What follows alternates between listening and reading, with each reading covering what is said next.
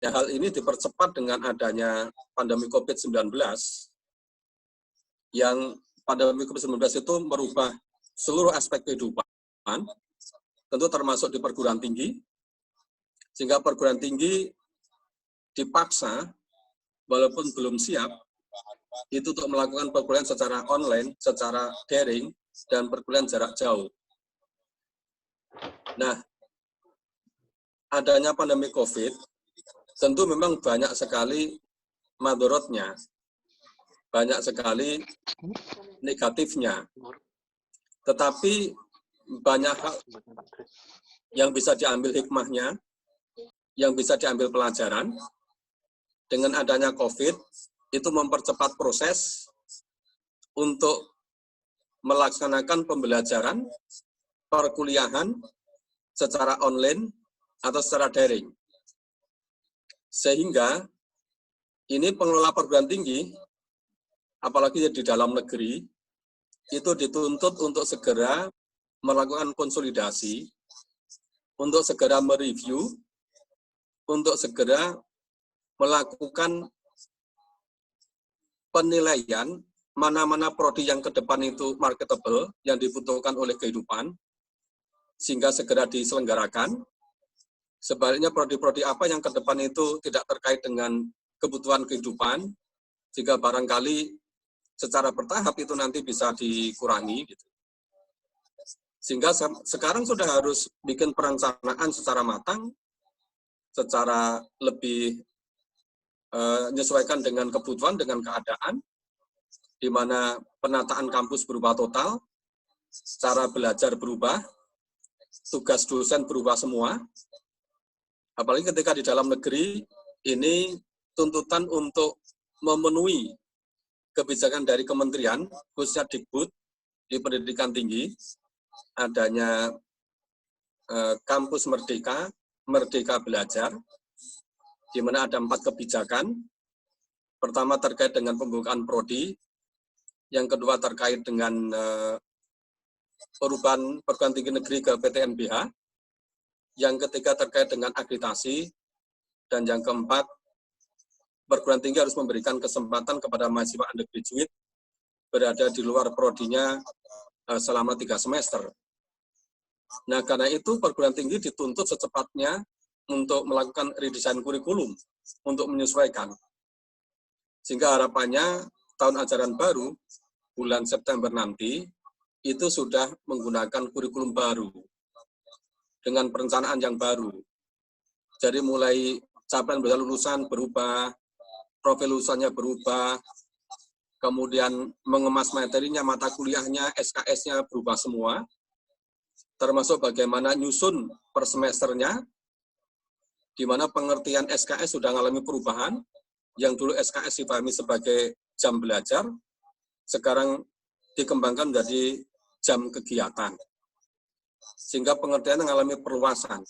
Nah, kemudian pengaturan struktur kurikulum juga mengalami perubahan, mungkin yang paling bagus dengan sistem blok, sehingga misalnya mahasiswa berada di magang, di tempat bekerja, itu ngitungnya SK-nya dihitung dari jam kegiatannya.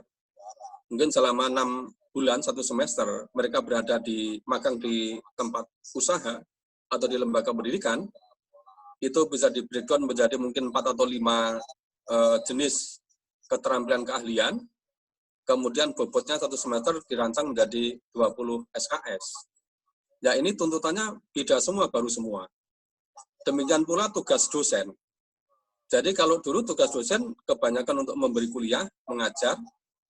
Sekarang tugas dosen itu yang paling banyak, karena semua serba online, ya banyak menulis, kemudian diupload, membuat video, diupload, kemudian melakukan perkuliahan secara daring atau secara online, kemudian menjawab pertanyaan-pertanyaan mahasiswa, ya interaktif, kemudian mereview, membaca tugas-tugas mahasiswa, kemudian menilai, membimbing, sehingga mengalami perubahan semua. Demikian pula tugas mahasiswa juga mengalami perubahan, yang dulu tatap muka, sekarang harus semua disiapkan secara online, infrastrukturnya, ada laptopnya, ada HP-nya, jaringan internetnya, ya langganan untuk ke internetnya, dan infrastruktur IT yang lain. Jika dengan kata lain, ini jadi berubah total. Nah, harapannya para dosen yang sekarang sedang kuliah di luar negeri, itu nanti ketika balik ke tanah air, akan menjadi dosen-dosen yang paling up to date. Karena selama 4 tahun, mungkin selama 3 tahun setengah, bahkan 4 tahun setengah, sudah terbiasa dengan budaya akademik yang ada di masing-masing perguruan tingginya. Jadi ada yang di Jepang, ada di Australia, ada yang di Kanada, ada yang di Jerman, ada yang di Prancis. Tentu itu menjadi khazanah yang luar biasa, menjadi kekayaan luar biasa di UIN Sunan Kalijaga Jakarta ke depan. Nah, harapan kami, Anda semua tetap menjaga stamina, kesehatan, itu jadi prioritas, kemudian terus-menerus melaksanakan tugas-tugasnya secara terencana, secara terprogram sebaik mungkin, sehingga harapannya Anda semua bisa selesai kuliah tepat waktu, bisa segera kembali ke Jogja, ke UIN Sunan Kalijaga Jakarta, dalam keadaan sehat, baik, dengan memiliki berbagai macam keunggulan. Nah, yang terakhir, ya ini karena sudah menjelang Hari Raya Idul Fitri, 2 hari lagi, tentu kami mewakili pimpinan universitas menyampaikan taqabbalu minna wa minkum, selamat merayakan Hari Raya Idul Fitri. Mohon maaf lahir dan batin. Saya kira demikian, terima kasih semuanya. Assalamualaikum warahmatullahi wabarakatuh. Assalamualaikum warahmatullahi wabarakatuh. Terima kasih Prof. Tris. Ya, mohon maaf lahir batin juga Prof. Tris dari kami semua yang ada di luar negeri ini. Nanti kalau ada kesempatan begitu kita akan berjumpa lagi di UIN Sunan Kalijaga insya Allah. Insya Allah. Terima kasih Prof. Tris. Selanjutnya kita langsung ke Bapak Muhammad Izul Haq. Kalau untuk CV-nya sudah saya bacakan tadi, tapi mungkin bisa saya ulang karena banyak yang belum datang ya tadi. Saya ulangi lagi, Muhammad Izul Haq, SOS MSc, Prodi Ilmu Kesejahteraan Sosial, Fakultas Dakwah. S1-nya adalah jurusan Ilmu Sosiatri Visipol UGM, kemudian S2-nya Social Policy and Development London School of Economics and Political Science UK, kemudian S3-nya School of Social Work McGill University, sedangkan penelitiannya tentang Exploring the Dynamics of Mosques in Janjumon in Refugee Settlement in Canada. Monggo Pak Izul, silahkan untuk berbagi. Baik, terima kasih. Assalamualaikum warahmatullahi wabarakatuh. Selamat sore, selamat pagi, selamat malam. Karena saya harus menyapa banyak benua di sini, jadi selamat bergabung dengan kegiatan yang diinisiasi oleh Awardi Mora dari UIN Sunan Kalijaga. Dan di sini saya mendapat urutan pertama karena saya mewakili benua A yang pertama yaitu Amerika, yaitu di Kanada. Dan saya akan memulai dengan deskripsi singkat tentang Kanada. Jadi sebelum membahas tentang bagaimana pengalaman studi di masa pandemi di Kanada ini, perlu kita untuk melihat sejenak tentang bagaimana situasi di Kanada terlebih dahulu. Jadi Kanada merupakan negara yang terluas kedua di dunia setelah Rusia dengan memiliki 6 zona waktu. Jadi kalau di Indonesia itu ada 3 zona waktu, maka di Kanada ada 6 zona waktu, dan memiliki 10 provinsi dan 3 teritori. Dan saya berada di Provinsi Quebec, yang mana McGill University berlokasi di kota terbesar di Quebec, yaitu di Montreal. Mungkin teman-teman hadirin semua pernah mendengar salah satu Olimpiade musim panas di tahun 76 itu dilaksanakan di Montreal. Dan Montreal juga merupakan kantor ICAO, Asosiasi Penerbangan Internasional, pusatnya juga di Montreal. Dan di Montreal sendiri ada banyak universitas, dan ya ada 2 universitas berbahasa Inggris dari sekian universitas berbahasa Prancis yang ada di kota ini. Terkait dengan COVID, ya, terkait dengan pandemi COVID-19 yang mulai diumumkan oleh WHO pada tanggal 13 Maret, segala sesuatunya begitu berubah dimanapun ya, termasuk khususnya adalah di McGill University. Karena sejak tanggal 13 Mei itu, kami selaku student, 13 Maret itu kami selaku student harus mulai menyesuaikan dengan aturan-aturan yang ya memang harus diakui membatasi, tetapi satu sisi juga membuka peluang untuk memasuki sebuah arena baru, arena di mana kita harus belajar dengan dunia digital, dunia online secara lebih masif.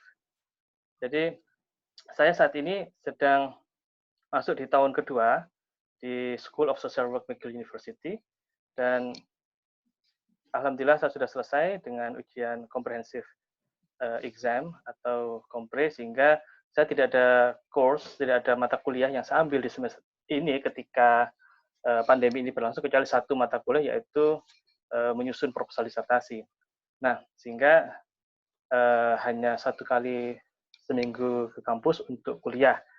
Namun dengan pandemi yang begitu cepat banyak mengubah kebijakan pendidikan, khususnya di kampus sendiri, saya melihat banyak hal-hal baru yang kemudian harus diadaptasi. Ya.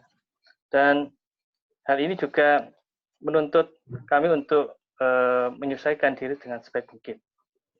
Nah, sekilas informasi pengantar sebelumnya, bahwasanya Kanada adalah negara bilingual, negara yang mengakui 2 bahasa sebagai bahasa resmi, yaitu Inggris dan Prancis.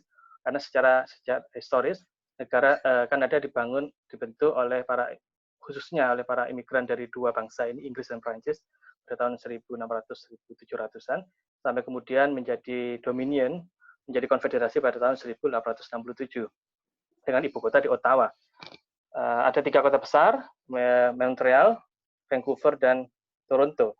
Sedangkan ibu kota sendiri Ottawa, di mana KBRI berlokasi, merupakan sebuah kota kecil di salah satu pinggiran provinsi Ontario. Nah, di Quebec sendiri merupakan provinsi yang berbahasa Prancis. Jadi official language-nya adalah Prancis. Namun masyarakat Inggris yang berjumlah sekitar 15% tetap masih diakui dalam artian hak-haknya untuk memelihara budaya dan bahasanya. Dan ada 2 kampus yang berbahasa Inggris di Montreal, yaitu McGill University, yang ini merupakan kampus tertua berbahasa Inggris ya di Quebec sejak tahun 1821, dan University of Concordia yang baru sekitar 60-an tahun ada di Montreal. Nah,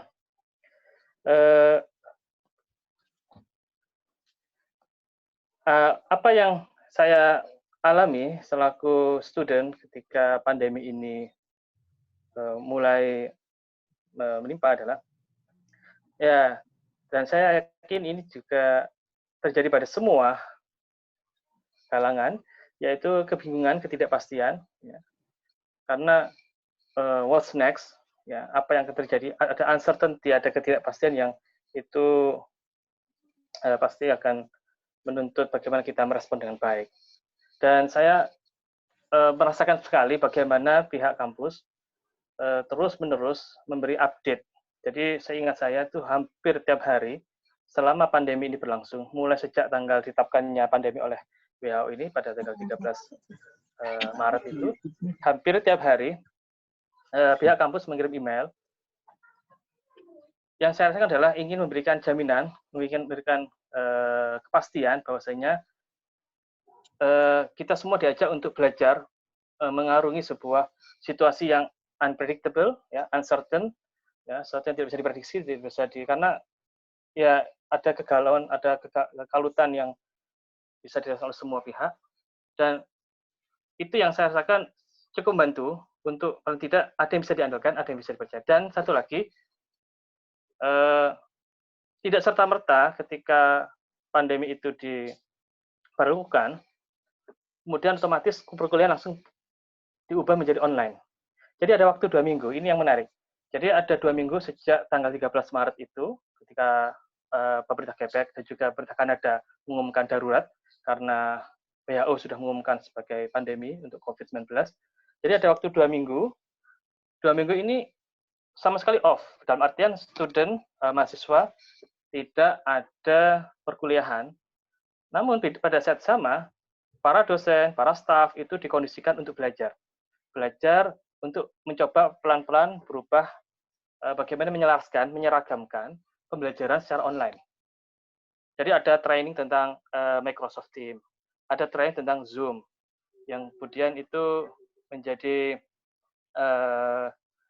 pakem ya, menjadi aturan baru bagaimana untuk memindah format perkuliahan dari in-person menjadi virtual, menjadi online. Dan itu cukup membantu. Dan kebetulan juga saya selama winter semester itu dimulai dari bulan Januari sampai April. Kebetulan saya juga terlibat di dalam proses pendidikan di McGill karena saya juga ikut membantu mengajar di sana. Sehingga satu sisi saya sebagai mahasiswa harus beradaptasi dengan situasi baru yang sama sekali belum pernah terbayangkan sebelumnya. Dan sisi lain, sebagai pihak yang membantu proses pengajaran di McGill itu juga saya harus sama-sama harus memperhatikan bagaimana aspirasi mahasiswa, bagaimana kebutuhan mahasiswa, bagaimana mengikuti aturan dari McGill terkait dengan memperlakukan mahasiswa dengan baik dalam proses transisi selama 2 minggu itu. Nah, banyak hal yang harus disesuaikan pastinya tentu saja terkait dengan mengubah format pembelajaran, termasuk juga misalnya SKS jadi berubah, kemudian revisi kalau di UIN Jogja itu ada RPS ya, rencana pembelajaran, mengubah silabus, kemudian mengubah format nilai, dan pihak dari kampus menekankan untuk lebih pada mendorong agar compassion, agar lebih peduli, agar lebih memperhatikan kebutuhan mahasiswa, karena kita tidak tahu berapa banyak yang terkena COVID dari kalangan mahasiswa McGill. Dan sampai saat ini, sampai detik ini, Montreal menjadi epicentrum, menjadi hotspot untuk COVID-19 se-Kanada. Dalam artian, dari 10 provinsi dan 3 teritori yang ada di Kanada ini, Provinsi Quebec menempati urutan pertama. Jadi sampai saat ini ada sekitar 80.000 kasus COVID-19 di Kanada, dan 40.000 lebih itu berasal dari Provinsi Quebec, dan 20.000-nya itu ada di Montreal. Jadi sekitar 1/4 dari total jumlah kasus COVID-19 yang ada di Kanada itu ada di Montreal, sehingga Montreal menjadi hotspot, menjadi kota merah ya, dalam artian menyebarnya begitu masif. Dan ini banyak faktor ya yang melatar belakangi kenapa Montreal menjadi hotspot untuk COVID-19. Di antaranya adalah salah satu kebiasaan orang-orang Quebecois. Jadi Quebecois ini merujuk pada penduduk asli Quebec, orang yang tinggal di Quebec, resident of Quebec, yang melakukan perjalanan bepergian ke luar negeri pada musim dingin dan kembali pada awal-awal musim semi.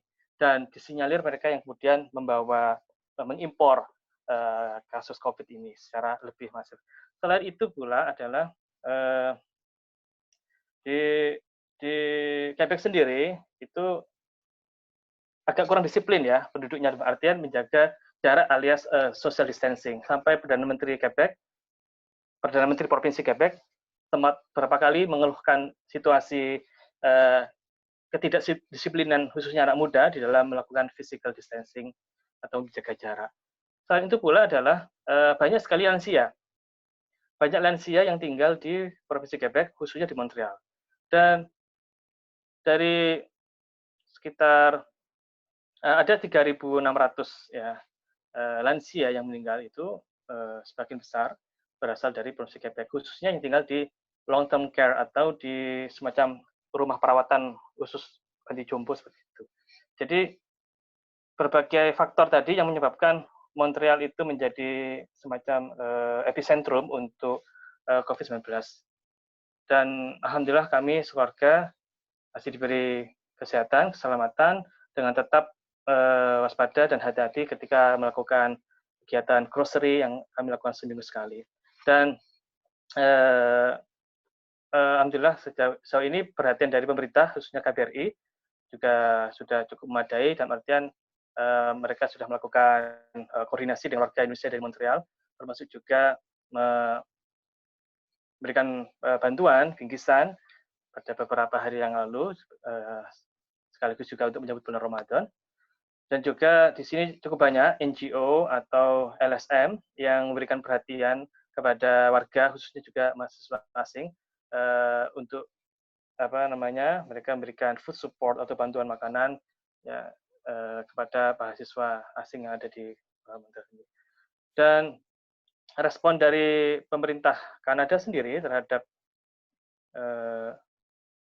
masyarakatnya dengan ya tidak jauh beda ya dengan banyak negara lain, berikan bantuan sosial, bantuan finansial, ada uang yang diberikan secara berkala selama 4 bulan dengan jumlah nominal tertentu untuk mengganti kerugian karena mereka dirumahkan atau menganggur sementara, ya seperti itu. Namun karena sistem pendidikan di Kanada itu bersifat provinsial, artinya itu menjadi wilayah wewenang pemerintah provinsi bukan federal, sehingga apa yang terjadi di Quebec tidak harus sama atau tidak sama dengan apa yang terjadi di provinsi yang lain seperti Ontario. Misalnya di Quebec ini karena situasi Montreal yang masih begitu cukup parah untuk penambahan angka COVID-19, misalnya di Ontario sekolah sudah mulai dibuka, tapi di provinsi Quebec sekolah yang semula rencananya akan dibuka pada tanggal 25 Mei besok ini, kemudian diundur dan diganti online, dan kembali anak-anak sekolah itu masuk kepada bulan September atau masuk tahun ajaran baru. Ada 2 anak saya yang sekolah di sini, di SD di sini. Jadi kalau di provinsi lain, memang kasusnya beda-beda ya, sesuai dengan provinsi ya. Jadi kalau seperti di Indonesia, di PSBB itu beda-beda antar provinsi lah, kurang lebih sama. Di Kanada ini juga aturan terkait dengan kebijakan pendidikan itu tergantung pada provinsi masing-masing. Bahkan di Quebec sendiri, ya di provinsi Quebec sendiri untuk wilayah Greater Montreal itu sampai tahun ajaran baru nanti 1 September tidak ada aktivitas perkuliahan ataupun sekolah apapun ya, kecuali pindah menjadi online. Sedangkan di provinsi di kota lain masih sama-sama di provinsi Quebec itu sudah boleh dibuka pelan-pelan sejak seminggu lalu. Begitu. Mungkin itu saja sekedar pengantar, untuk lebih lanjutnya nanti bisa di eksplorasi lebih lanjut melalui sesi komentar ataupun tanya jawab. Mungkin itu saja. Ya. Ya, terima kasih Pak Izul atas sharingnya ya. Tadi saya juga mau menyampaikan sedikit kalau kondisi di Perancis itu mulai tanggal 11 Mei kemarin sudah ada confinement, artinya sudah anti lockdown begitu. Kemudian anak-anak juga sudah disuruh masuk sekolah, tetapi bertahap mulai jenjangnya begitu. Kedepannya tanggal 25 Mei sama Gus sama Pak, di tanggal 25 Mei disuruh untuk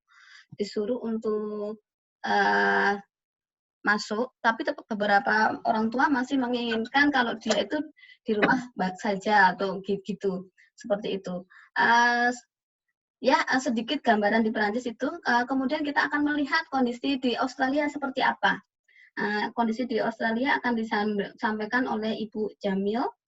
Ibu Jamil Prihatiningrum dengan dia mengajar di Prodi Pendidikan Kimia FST, kemudian S1 Pendidikan Kimia UNY, S2 dulu di Pendidikan Sains UNY, dan sekarang di PhD kandidat College of Education Psychology and Social Work, Flinders University, dengan tema penelitian tentang investigasi inklusivitas pembelajaran sains di SMP di Yogyakarta. Untuk waktu dan tempat, silakan sharingnya bagaimana kondisi pengalaman mengajarnya, pengalaman belajar dari risetnya di Australia. Work from home otomatis juga sama ya, tapi bagaimana, apakah berimbas ke dunia akademiknya atau tidak? Silakan Mbak Bu Jamil untuk menyampaikan sharingnya. Terima kasih Bu Asih. Melati. Assalamualaikum warahmatullahi wabarakatuh, teman-teman. Kalau orang Australia bilangnya good day mate, gitu ya. Baik, kalau tadi Pak Izul sudah cerita tentang keadaan atau kondisi pas atau selama pandemi COVID ini, saya akan cerita pengalaman saya tentang bagaimana saya menghadapi atau belajar dalam situasi pandemi ini. Saya membuat judul Trilogi Cinta. Jadi di sini itu menyeimbangkan peran antara saya sebagai student, kemudian sebagai orang tua dalam hal parenting, dan sekaligus dalam aktivitas domestik.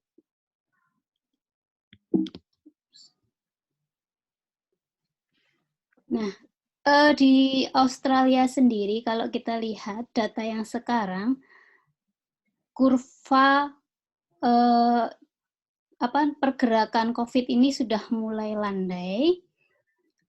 Khusus di South Australia itu sebenarnya sudah mungkin hampir sebulan yang lalu itu sudah zero case.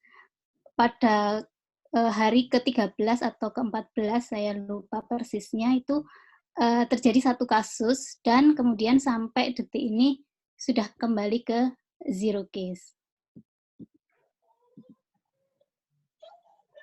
Karena itu di South Australia sendiri itu sampai pernah dikatakan sebagai negara yang teraman dari COVID-19 ini.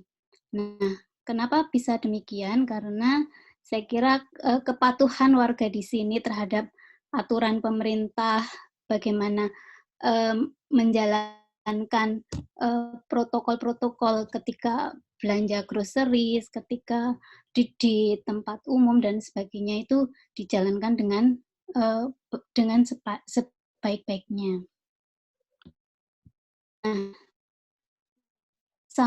karena jumlah kasus di South Australia sudah 0, maka pemerintah saat ini sudah mulai melonggarkan restriksi atau aturan-aturan mengenai social distancing. Nah, mulai besok Jumat ini sebagai contoh, seperti kafe, restoran itu sudah mulai buka dengan pembatasan 10 orang di dalam dan di luar dan sebagainya. Jadi di sini tuh roadmap-nya jelas, step-step apa yang harus dilakukan oleh warga itu jelas. Dan ketika ada pelanggaran, maka tidak main-main, dendanya itu juga lumayan tinggi. Dulu saya baca kasus di Sydney itu orang yang melanggar atau physical distancing ini kena denda sekitar $1.000 atau sekitar 10 jutaan gitulah. Nah, mungkin dengan menerapkan aturan seperti ini sehingga warga juga ikut disiplin dalam mematuhi aturan. Nah, terkait dengan tadi, trilogi cinta tadi, saya ingin cerita. Jadi pengalaman saya bagaimana menjalani studi di masa pandemi ini, yaitu menyeimbangkan antara peran untuk belajar, kemudian mengasuh anak, dan menjalankan aktivitas sehari-hari atau aktivitas domestik. Yang perlu saya garis bawahi bahwa ketika kita belajar di luar negeri itu tuntutannya sangat tinggi, berbeda dengan mungkin di Indonesia. Nah, di sini itu orang cenderung melakukan hal yang sederhana, tetapi dalam, kemudian harus didukung dengan berbagai macam sumber atau referensi yang relevan, terkait, dan update. Nah, untuk bisa melakukan seperti itu, kita butuh yang namanya manajemen waktu.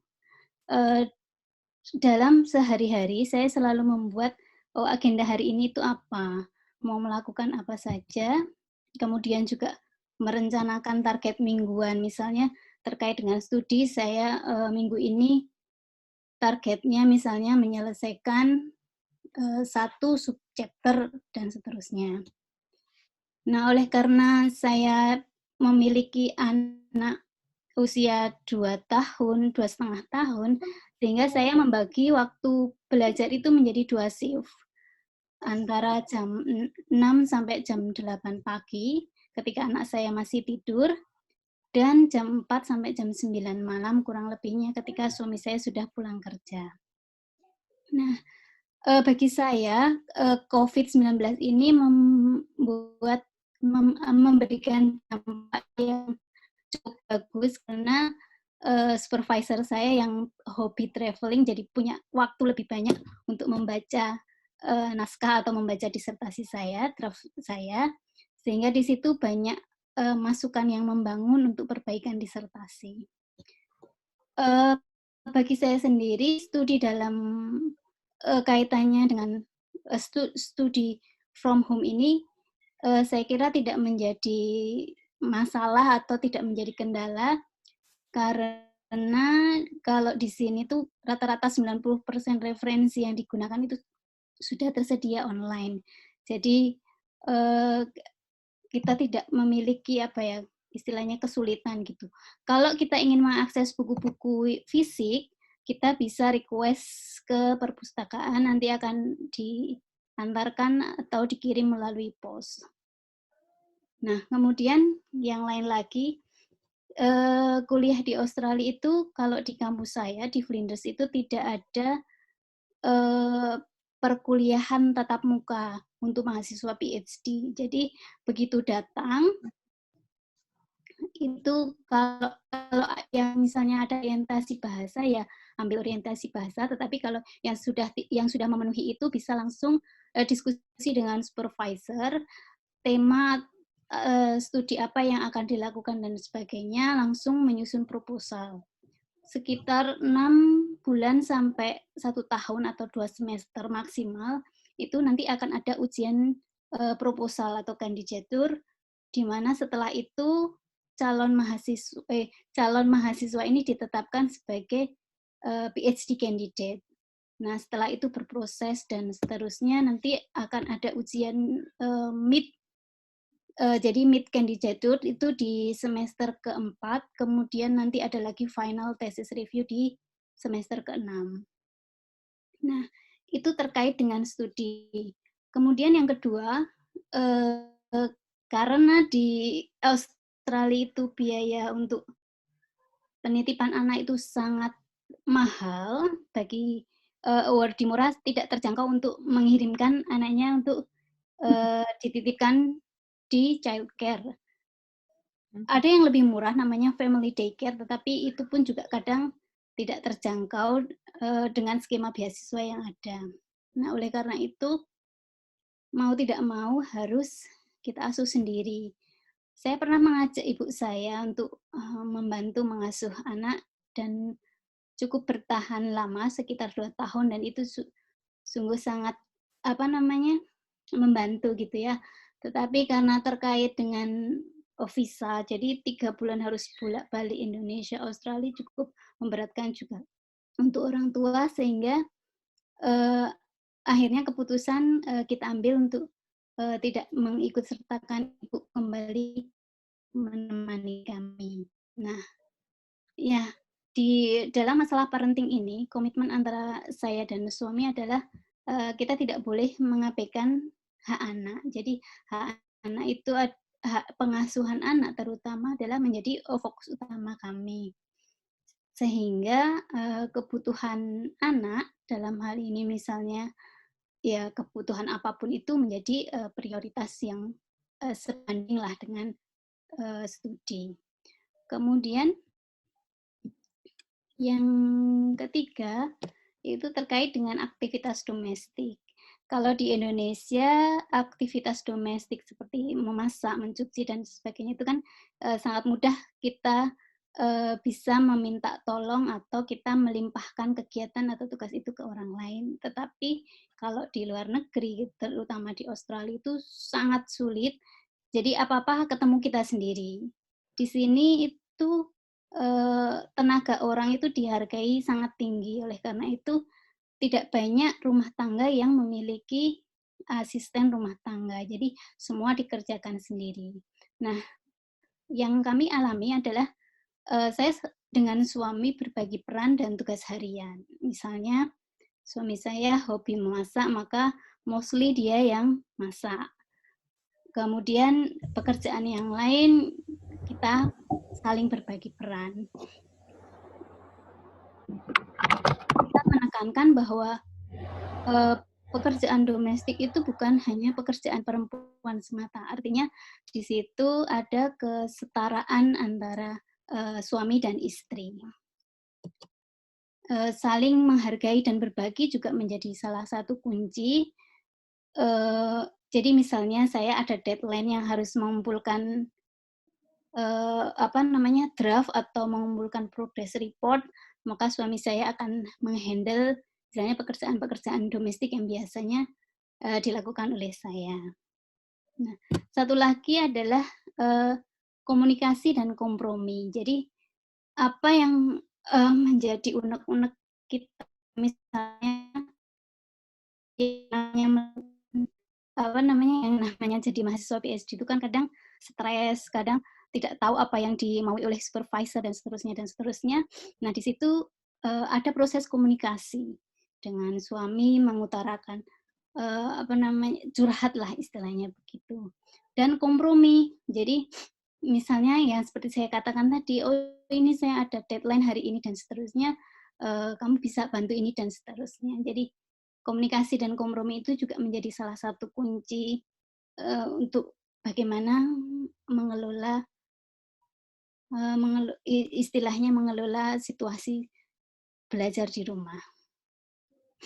Kemudian yang paling penting juga kita menyediakan waktu untuk relaksasi, untuk piknik, untuk menyegarkan pikiran dan seterusnya. Yang terakhir bahwa saya kira setiap mahasiswa PhD itu punya journey atau perjalanannya masing-masing. Kita tidak bisa melihat atau menengok si A kok sudah sampai sini, si B kok sudah sampai sana. Tidak, karena setiap orang punya perjalanannya sendiri. Ibarat kata kita itu tidak bisa lari kalau kita pinjam sepatunya orang lain gitu ya. Kayak misalnya saya pengen lari tapi pinjam sepatunya Pak Izul itu kayaknya susah gitu nanti larinya dan seterusnya. Dan di sini juga di-highlight bahwa kesehatan mental dan kesehatan fisik itu perlu dijaga, terutama yang kesehatan mental. Jadi keseimbangan antara beban pekerjaan atau beban studi dengan pekerjaan-pekerjaan lain yang menyenangkan itu perlu dijaga keseimbangannya. Saya kira itu nanti kita bisa lanjutkan ke sesi diskusi. Kembalikan ke Bu Amel. Terima kasih. Assalamualaikum warahmatullahi wabarakatuh. Waalaikumsalam warahmatullahi wabarakatuh. Terima kasih Bu Jamil. Ini sangat penting sekali ya bagi saya juga, karena kalau saya kan berbasis lab dan kadang kalau sudah work from home itu manajemen waktu itu berantakan sekali ya, apalagi seorang ibu ini. Aduh, baru sebentar sudah diganggu anak dan sebagainya ya. Tapi memang benar ya, kita harus berbagi peran sama suami, kemudian dan jangan lupa piknik. Tapi kalau piknik pas waktu work from home kayak gini nggak bisa loh Mbak Jamil. Bagaimana ini? Pikniknya online. Piknik online ya. Oke. Sharingnya tadi sangat bermanfaat sekali ya bagi kami juga, mungkin yang di sana juga yang PhD Mama yang di sana juga banyak begitu, semoga bermanfaat. Selanjutnya kalau ada yang bertanya silahkan masuk ke grup chat, bisa nuliskan langsung di situ atau nanti bisa pas waktu pada akhir sesi bisa raise hand. Berikutnya akan kita simak pemaparan dari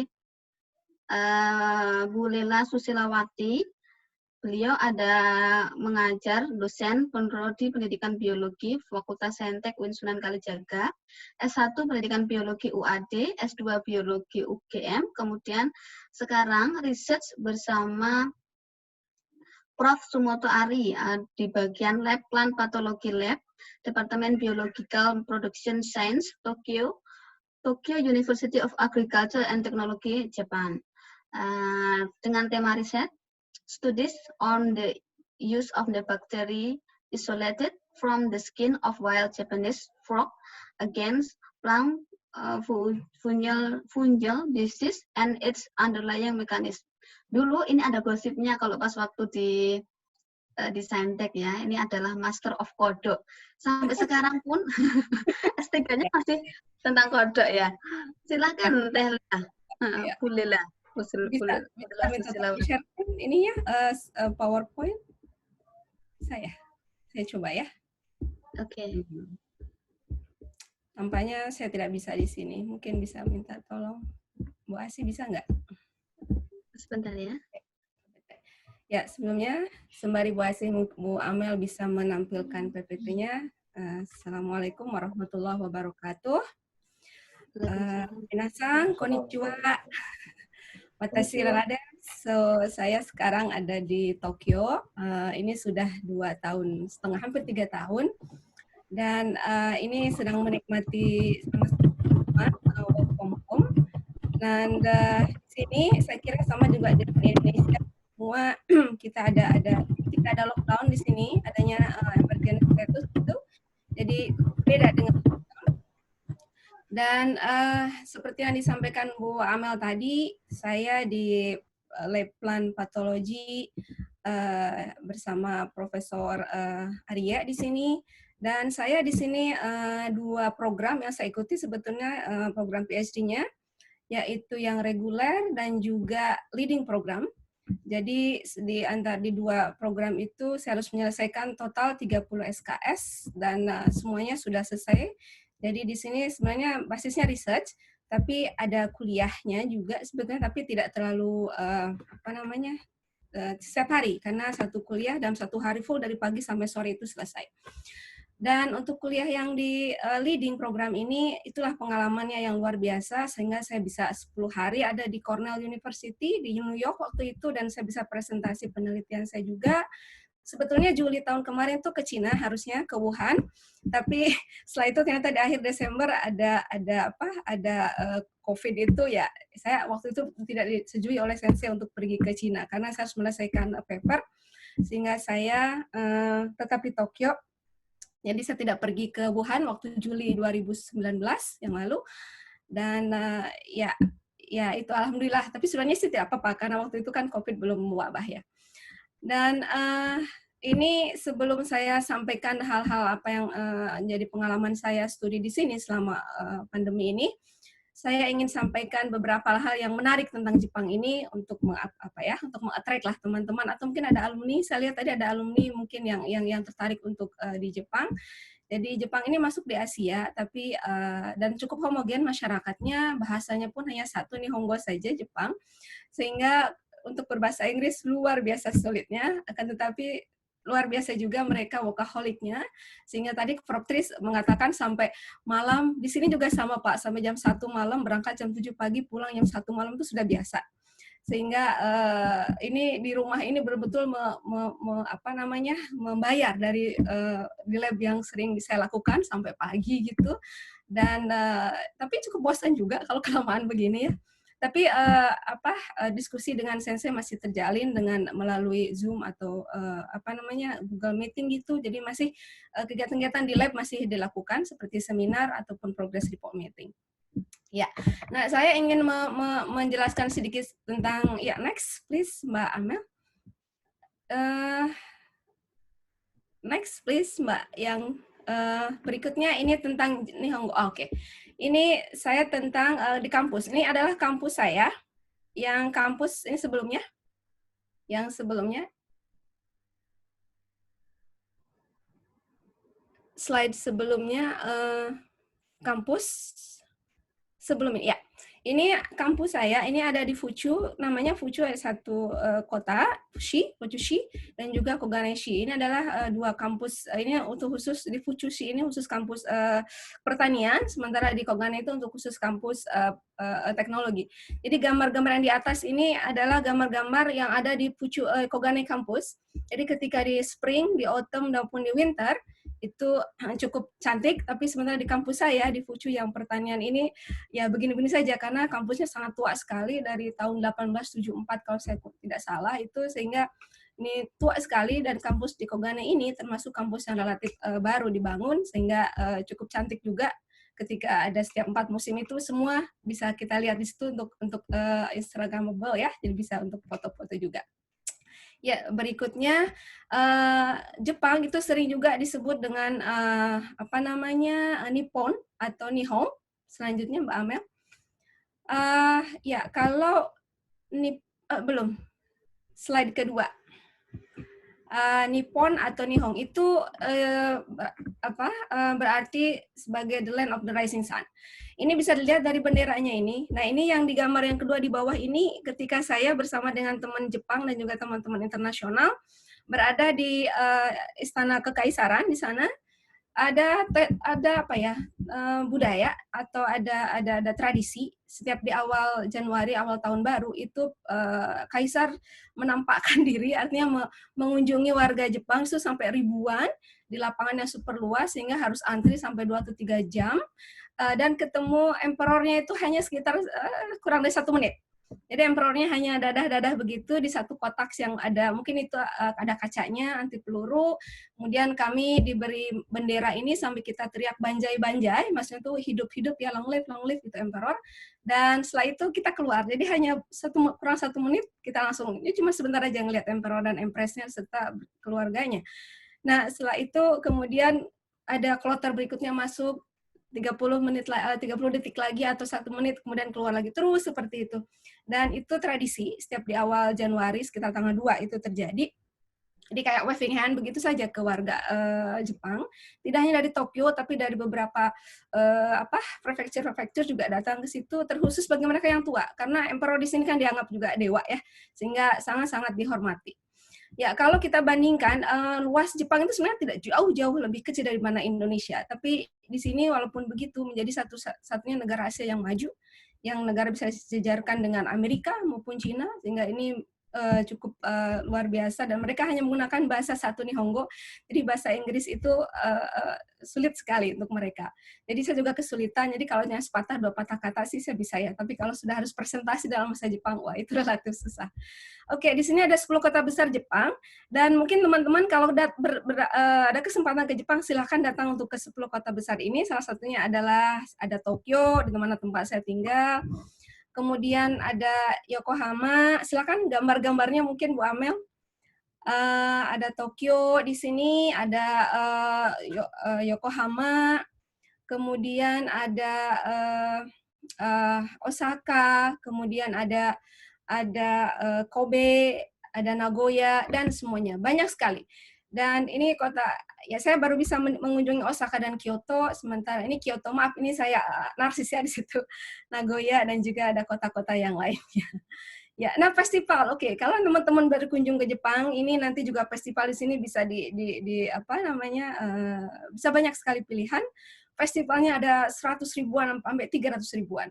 Di setiap prefecture itu ada banyak sekali festival-festival. Mereka sangat menjaga sekali budaya. Mereka sangat menjaga sekali kebiasaan. Sehingga yang paling terkenal itu ada di Kyoto. Namanya Gion Matsuri. Matsuri itu bahasa Jepang, artinya itu festival. Jadi di Kyoto, please slide next. Nah, itu di Kyoto itu besar sekali, dan juga ada yang di Tokyo juga ada, Shinja Matsuri, itu juga cukup relatif besar. Tapi sayang sekali semua festival-festival sepanjang tahun ini semua dipospon sampai Oktober 2020. Nanti sampai bukan hanya festival tapi juga Olimpiade juga di Tokyo yang seharusnya 2020 bulan Juli ini. Saya bahkan beberapa teman di sini mau pesan tiket untuk beli untuk nonton badminton ya, tapi ternyata ini tidak terjadi dan ya memang ini sudah qadarullah, tidak apa-apalah. Tahun 2021 mungkin nanti ya Juni kalau tidak salah. Ya, selanjutnya selain ada juga festival, kita di Jepang juga ada perayaan di 4 musim.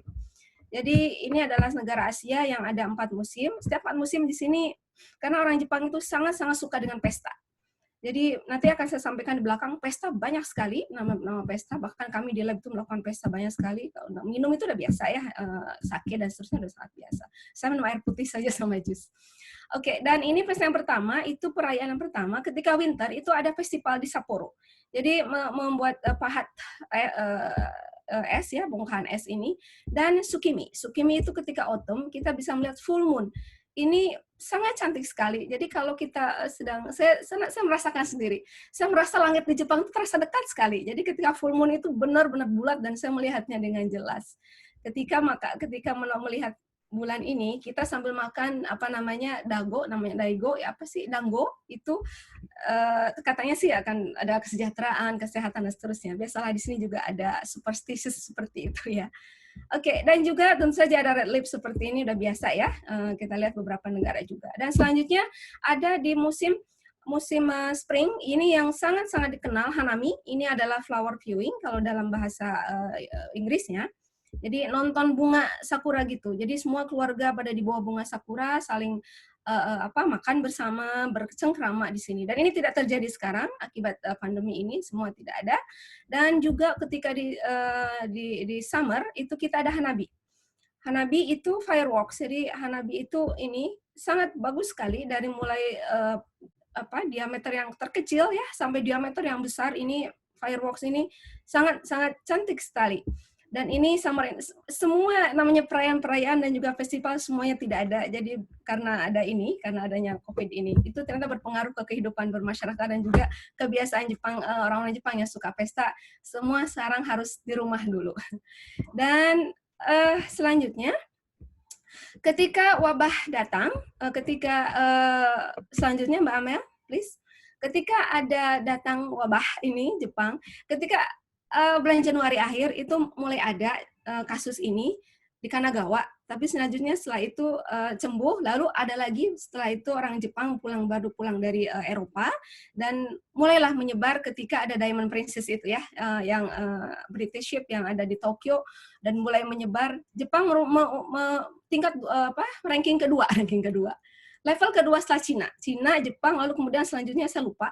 Tapi setelah itu tiba-tiba Iran naik ke level kedua, lalu kemudian Amerika sekarang mulai naik, Jepang sekarang paling terakhir. Dan memang angka kematian di sini sangat rendah sekali.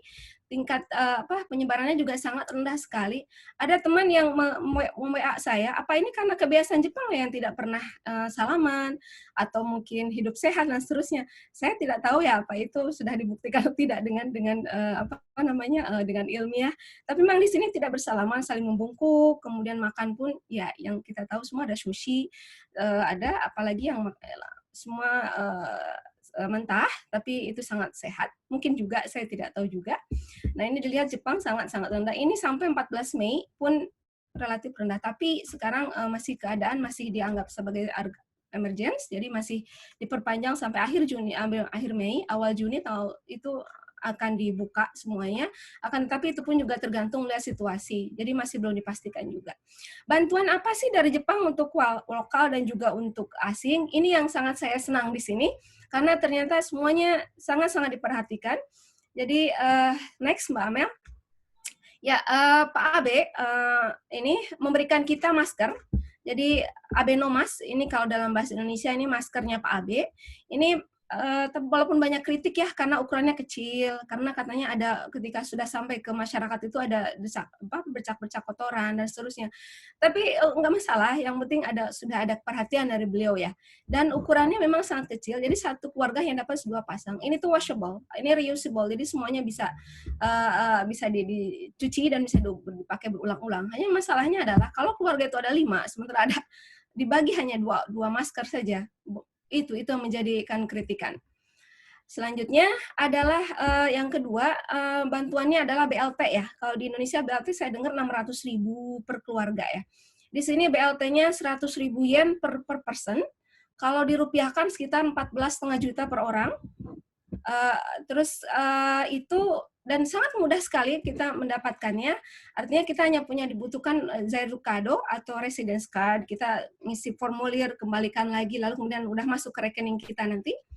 Dan bantuan yang ketiga ini adalah bantuan untuk student. Kalau student yang terkena akan dikasih juga 100.000 yen sampai 200.000 yen tergantung pada tingkat efek dari pandemi ini kepada student untuk khususnya bayar tuition fee, karena sangat-sangat mahal sekali tuition fee di sini. Dan itu sudah disosialisasikan. Di kampus saya juga sudah ada itu, akan tetapi saya tidak bisa mendapatkan itu karena tidak masuk dalam, tidak eligible karena memang karena sudah mendapatkan beasiswa. Sehingga saya jangan maruk lah ya, buat teman-teman yang belum dapat itu, dipersilahkan untuk mendaftar.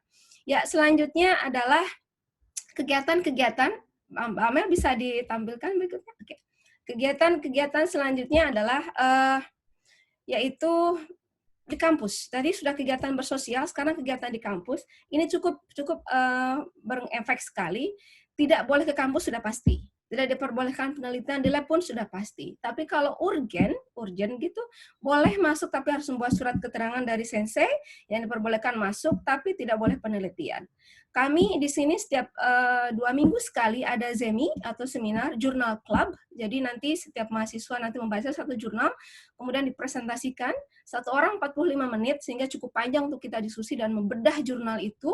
Sampai setelah itu kita mendapatkan ilmu baru dari jurnal itu dan kita bisa share. Pakai bahasa apa? Bahasa Jepang dong. Lalu saya tidak bisa, jadi saya cuma diam saja hanya membaca. Terus kemudian ya saya bertanya bahasa Inggris, ya sulit sekali untuk mereka menjelaskan pun bahasa Inggris. Tapi semuanya cukup menyenangkan. Kegiatan apa lagi yang terjadi? Kegiatan yang kita lakukan di lab adalah progress report. Ini progress report juga setiap sebulan sekali.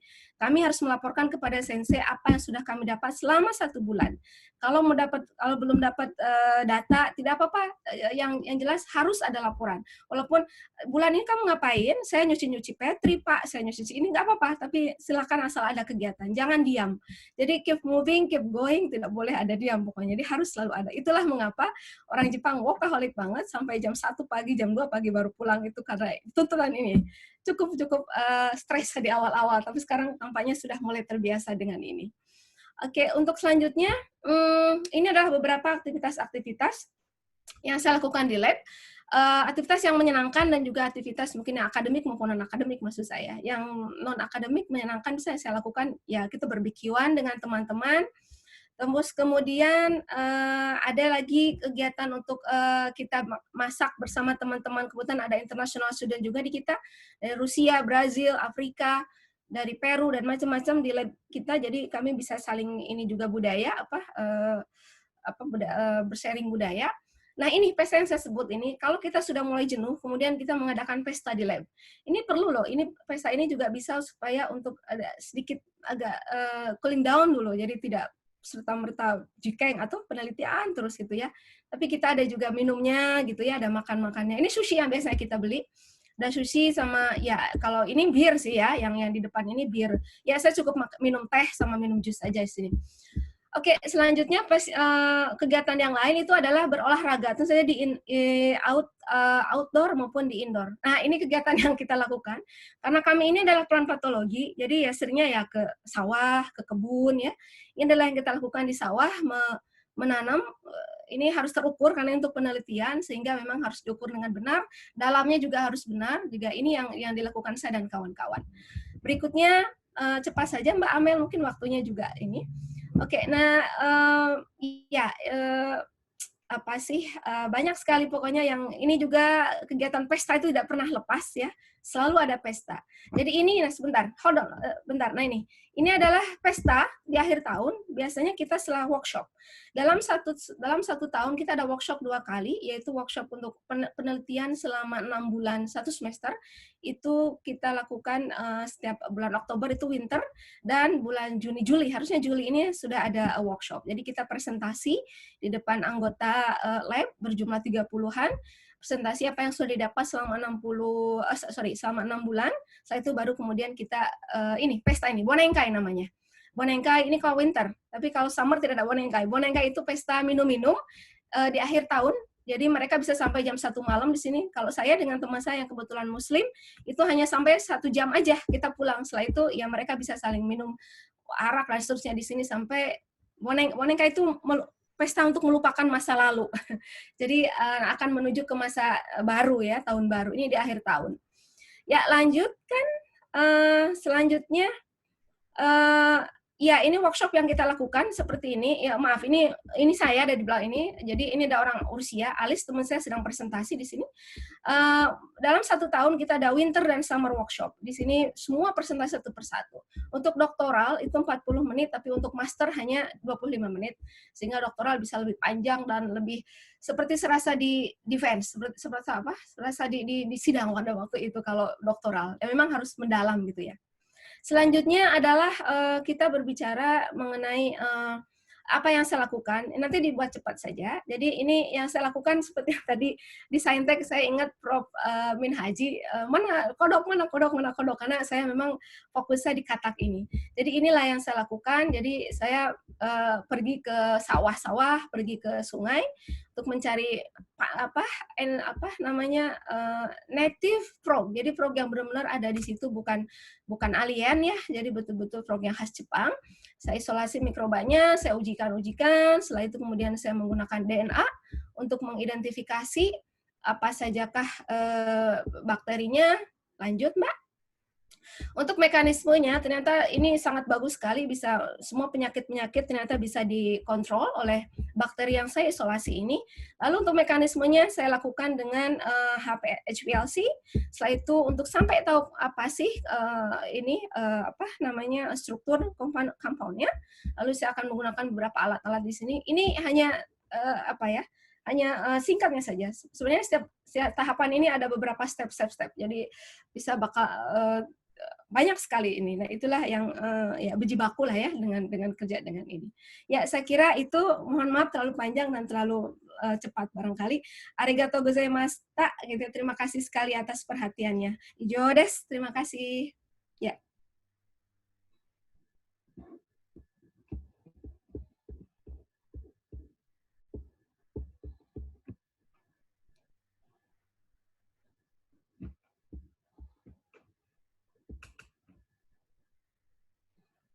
Mbak Asih masih ke-mute itu? Ya, terima kasih Tanela untuk sharingnya. Selanjutnya kita akan stop share ya ininya ya. Sebentar. Terima kasih untuk sharingnya. Selanjutnya kita akan melihat sharing yang dari Jerman. Untuk Mbak Asih di Wisudawati, dia mengajar di Prodi Pendidikan Kimia Fakultas Saintek, kemudian S1 Pendidikan Kimia UNS, kemudian S2-nya Pendidikan Sains UNS, S3-nya PhD Kandidat di Institut für Didaktik de Chemie Fakultas Fachchemie und Pharmacie Münster University Germany dengan tema riset Acid Base and Redox Reaction on Submicro Level, Misconception and Challenge Respondent from Indonesia, Tanzania, Germany, and Ethiopia. Silakan Mbak Asih untuk sharingnya. Saya persilakan. Terkait dengan pandemi COVID, apakah berdampak atau tidak di risetnya, dan mungkin sharing-sharing pengetahuan sebelum-sebelumnya, sebelum COVID dan setelah COVID bisa dibandingkan gitu. Oke, ya. Sebelumnya, Bismillahirrahmanirrahim. Assalamualaikum warahmatullahi wabarakatuh. Suara saya jelas ya? Iya, ya, suara saya cukup jelas ya? Oke, ya. Oke, terima Terima kasih.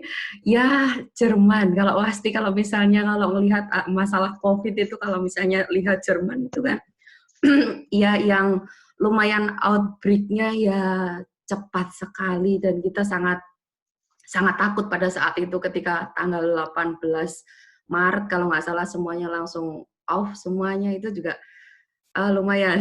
Kita posisi kelima, pada saat itu pernah posisi keempat terbanyak sedunia, tapi alhamdulillahnya di Jerman dengan banyaknya kasus tetapi cukup mild ya, cukup ringan. Mungkin ada banyak faktor yang menyebabkan kenapa COVID yang ada di Jerman itu cukup ringan dengan jumlah kasus yang banyak tetapi kematian sangat sedikit. Kemudian yang sembuh itu juga sangat cepat sekali karena memang fasilitas kesehatan di sini luar biasa, sangat sangat baik sekali, sistem kesehatan sangat baik sekali.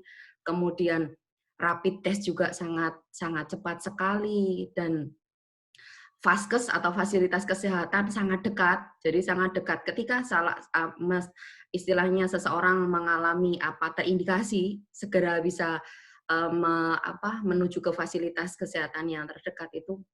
Tapi Jerman itu ceritanya, kalau menurut versi yang dari teman-teman itu, sebenarnya akibat dari Urlaub. Urlaub itu vacation, jalan-jalan. Anak-anak yang mungkin kalau Mas Izul tadi bilangnya, orang Kanada suka jalan-jalan. Nah, pada saat Januari itu pada jalan-jalan. Nah, kebetulan jalan-jalannya itu ke Austria sama Italia. Nah, di Italia itu kasusnya pertama kali yang versi yang saya dapat itu karena ada orang toko es krim orang Cina yang punya itu pulang ke Cina, ke Wuhan, terus balik ke Italia, dan dari toko es krim itulah yang membuat di Italia itu langsung outbreak. Nah, saya versinya adalah versi dari teman saya dari Italia. Nah, kemudian kebetulan orang-orang Jerman baru berlibur ke Italia. Dan pada saat itu, anak saya juga lagi ada acara di Austria. Yang outbreak-nya juga bareng-bareng. Italia, Austria, karena ski. Jadi, karena vacation ski. Jadi, karena pada ski di situ, dan balik ke Jerman langsung meledak itu Jerman kan. Tapi lumayan karena yang penderita yang terpapar COVID ini range umurnya itu muda, jadi relatif lebih muda, jadi tingkat kematiannya lumayan nggak separah yang ada di Italia dan juga di negara lain di Eropa. Jadi cukup ringan. Mungkin kalau dibandingkan dengan Prancis, Spanyol, Itali itu Jerman lumayan aman. Meskipun aman tetap was-was dalam hati karena kan anak-anak semuanya sudah di rumah dan yang lain semuanya ini ya itulah COVID di di Jerman. Tapi sekarang sudah mulai anak-anak sudah mulai masuk, kindergarten juga sudah mulai masuk, anak Grundschule juga sudah mulai masuk. Anak saya ada di kindergarten, ada yang di sekolah dasar, tapi sekolah dasarnya hanya di rolling, jadi hanya seminggu sekali. Dan besok minggu depan anak saya yang di gimnasium masuk juga. Jadi mereka akan di rolling sampai ke summer varian, jadi sampai ke libur musim panas. Jadi setelah libur musim panas, semoga saja tidak ada second outbreak karena sekarang sudah mulai lebih ringan semuanya. Toko-toko juga di sini juga udah mulai banyak beraktivitas kehidupan sudah back to new life. Tapi tetap kalau di universitas khususnya universitas, sekolah semuanya berubah. Semuanya aturannya berubah. Sekolah untuk anak-anak pun semuanya berubah. Tetapi saya merasa sangat bersyukur di sini karena Angela Merkel, jadi istilahnya kepemimpinan beliau itu membuat kita itu langsung tunduk. Artinya posisi Jerman bisa sangat mild kayak gini karena faktor disiplin. Jadi ketika Angela Merkel bilang, oke, semuanya home office, semuanya dibatasi, limited, semuanya akan semuanya pakai moonsuit sekarang atau masker, semuanya dilakukan. Jadi disiplin itu benar-benar ya, meskipun partai-partai yang lawannya Angela Merkel istilahnya secara politik itu mereka melawan, tapi ketika dalam keadaan pandemi seperti ini hanya satu leader, satu leader dan satu itu semuanya dipercaya. Jadi orang-orang sini alhamdulillahnya disiplin-disiplin. Termasuk di tempat saya tinggal di negara bagian North Rhine-Westphalen, tapi saya nggak hafal jumlah negara bagian di Jerman berapa, saya nggak hafal. Jadi hanya saya tinggal di North Rhine-Westphalen, Rhine kan dari Sungai Rhine, Rhine North gitu, dan Westphalen dari Westphalen. Nah, saya mau share, saya kuliah di Westphalen, ini saya mau share. Oke, ya.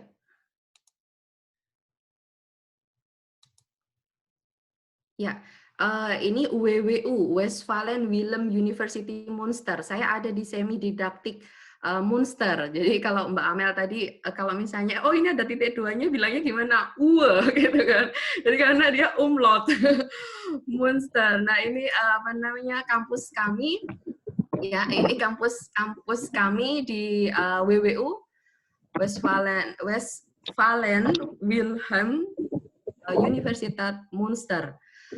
Ini kenapa ada kalau misalnya Westphalen karena nama tempat, Wilhelm itu ini sebenarnya kampus ini itu adalah istana sebenarnya, istana dari Raja Wilhelm dan disumbangkan sebagai universitas. Makanya ini namanya Schloss. Schloss itu artinya kastil atau artinya ini adalah istana Raja Wilhelm yang diberikan ke universitas untuk sebagai tempat pendidikan. Jadi ini namanya istananya Raja Wilhelm. Nah, ini cukup sangat tua sekali karena Münster itu terkenal kota yang menjaga tradisi. Jadi bangunan-bangunan modern ada, tetapi nggak terlalu banyak. Kita benar-benar sangat tradisional. Nah, untuk selanjutnya, karena kalau misalnya yang lain sudah memaparkan, banyak sekali pandemi COVID dan yang lain, mungkin saya hanya sedikit memaparkan apa aktivitas saya sebelum dan sesudah COVID. Sebelum COVID dan sekarang masih dalam pandemi COVID, saya hanya memberikan gambar-gambar, ya sedikitlah. Ini bersama profesor saya dan profesor saya, ini saya ambil foto baru kemarin karena kebetulan saya ada mata kuliah dan ada meeting, masih bisa masuk karena saya posisinya adalah sebagai di kampus, saya sebagai student, tetapi saya merangkap sebagai employee atau Mitarbeiter atau bekerja untuk kampus. Mungkin agak berbeda ya dengan yang lain misalnya. Ya mungkin kalau saya sama Pak Izul kayaknya hampir sama. Jadi kita sebagai student tetapi juga bekerja. Tapi karena kalau institut saya kebetulan hampir semuanya adalah Mitarbeiter, kecuali saya. Jadi akhirnya dengan kebijakan dari institut saya dijadikan Mitarbeiter. Ya, jadi saya dijadikan sebagai pekerja di sana. Jadi pekerjaan saya di universitas adalah sebagai riset asisten, ya dengan jam tertentu. Jadi sebagai riset asisten. Nah, sebelum COVID itu saya ada di lab membantu kalau misalnya ada perkuliahan, menyiapkan bahan dan yang lain kayak gitu. Nah, setelah COVID saya double sekarang. Jadi pekerjaan saya adalah menyiapkan untuk perkuliahan dari profesor saya. Jadi profesor saya mengampu mata kuliah semester ini adalah Geschichte der Chemie, jadi Historical of Chemistry. Saya menyiapkan semuanya. Profesor saya hanya nanti masuk ke dalam wall di Zoom, kemudian saya PPT-nya, saya slide-nya, saya atur jadwal mahasiswanya. Nah, semuanya itu bahasa Jerman. Jadi saya pas pertama itu shock. Pas semester 1, 2 saya belum bisa masuk karena kebanyakan memang semuanya yang ada di situ terkadang susah untuk bahasa Inggris. Nah, akhirnya saya ya dari semester 1 saya ambil kursus di sini ya, saya mau kasih draw. Di sini ini adalah teman-teman satu kursus bahasa saya. Jadi ini adalah teman kursus bahasa saya selama sebelum pandemik masih bisa bareng-bareng nempel-nempel seperti itu. saya ngambil kursus bahasa Jerman karena disediakan gratis dari universitas, sehingga saya bisa bekerja ke institut sebisa saya sih sebenarnya. Jadi agak malu sebenarnya. Jadi saya mulai bekerjanya pun baru mulai ini kemarin, ini kan semester 3. Saya semester 3 mau semester 4. Di semester 3 ini saya dapat mata kuliah Geschichte der Semi sebagai research assistant. Kemudian di summer semester besok dapat mata kuliah untuk actual Forschung semi didaktik und semi. Jadi saya tetap harus pakai bahasa Jerman juga, maksudnya saya harus tetap ngambil kursus, dan karena COVID ini saya ya ngambil kursusnya online juga, online dengan yang lain. Nah, ini teman-teman ada dari Cina, Korea, Jepang, seperti itu. Nah, kemudian saya juga terlibat dalam penelitian bersama kelompok riset Indonesia di sini, saya lingkari. Ya, di sini riset Indonesia, kebetulan ini ada dari UPI, Pak Saiful, Bu Yuli dari UNJ, Universitas Negeri Jakarta, dari UPI, dari UNY, kemudian ini dari Bu Maria juga dari UNJ Jakarta. Kami kebetulan satu riset tentang miskonsepsi dalam bidang kimia. Nah, tema-tema tentang miskonsepsi dalam kimia itu ada kayak mungkin di sini masih teman-teman dari Bu Yuli dan yang lain itu di bawah HKI, Himpunan Kimiawan Indonesia, tetapi secara non formal. Karena HKI sendiri kan kebanyakan dari yang kimia murni, dan kita kebetulan profesor saya, Prof. Barge, suka pergi ke Indonesia dan kita berkomunikasi dengan Bu Yuli. Akhirnya kita punya kayak semacam tim riset dari Indonesia juga. Jadi kita sudah mempublish satu jurnal, hasil dari saya dan juga hasil dari Bu Yuli dari UNJ, Universitas Negeri Jakarta, kita sudah terbitkan.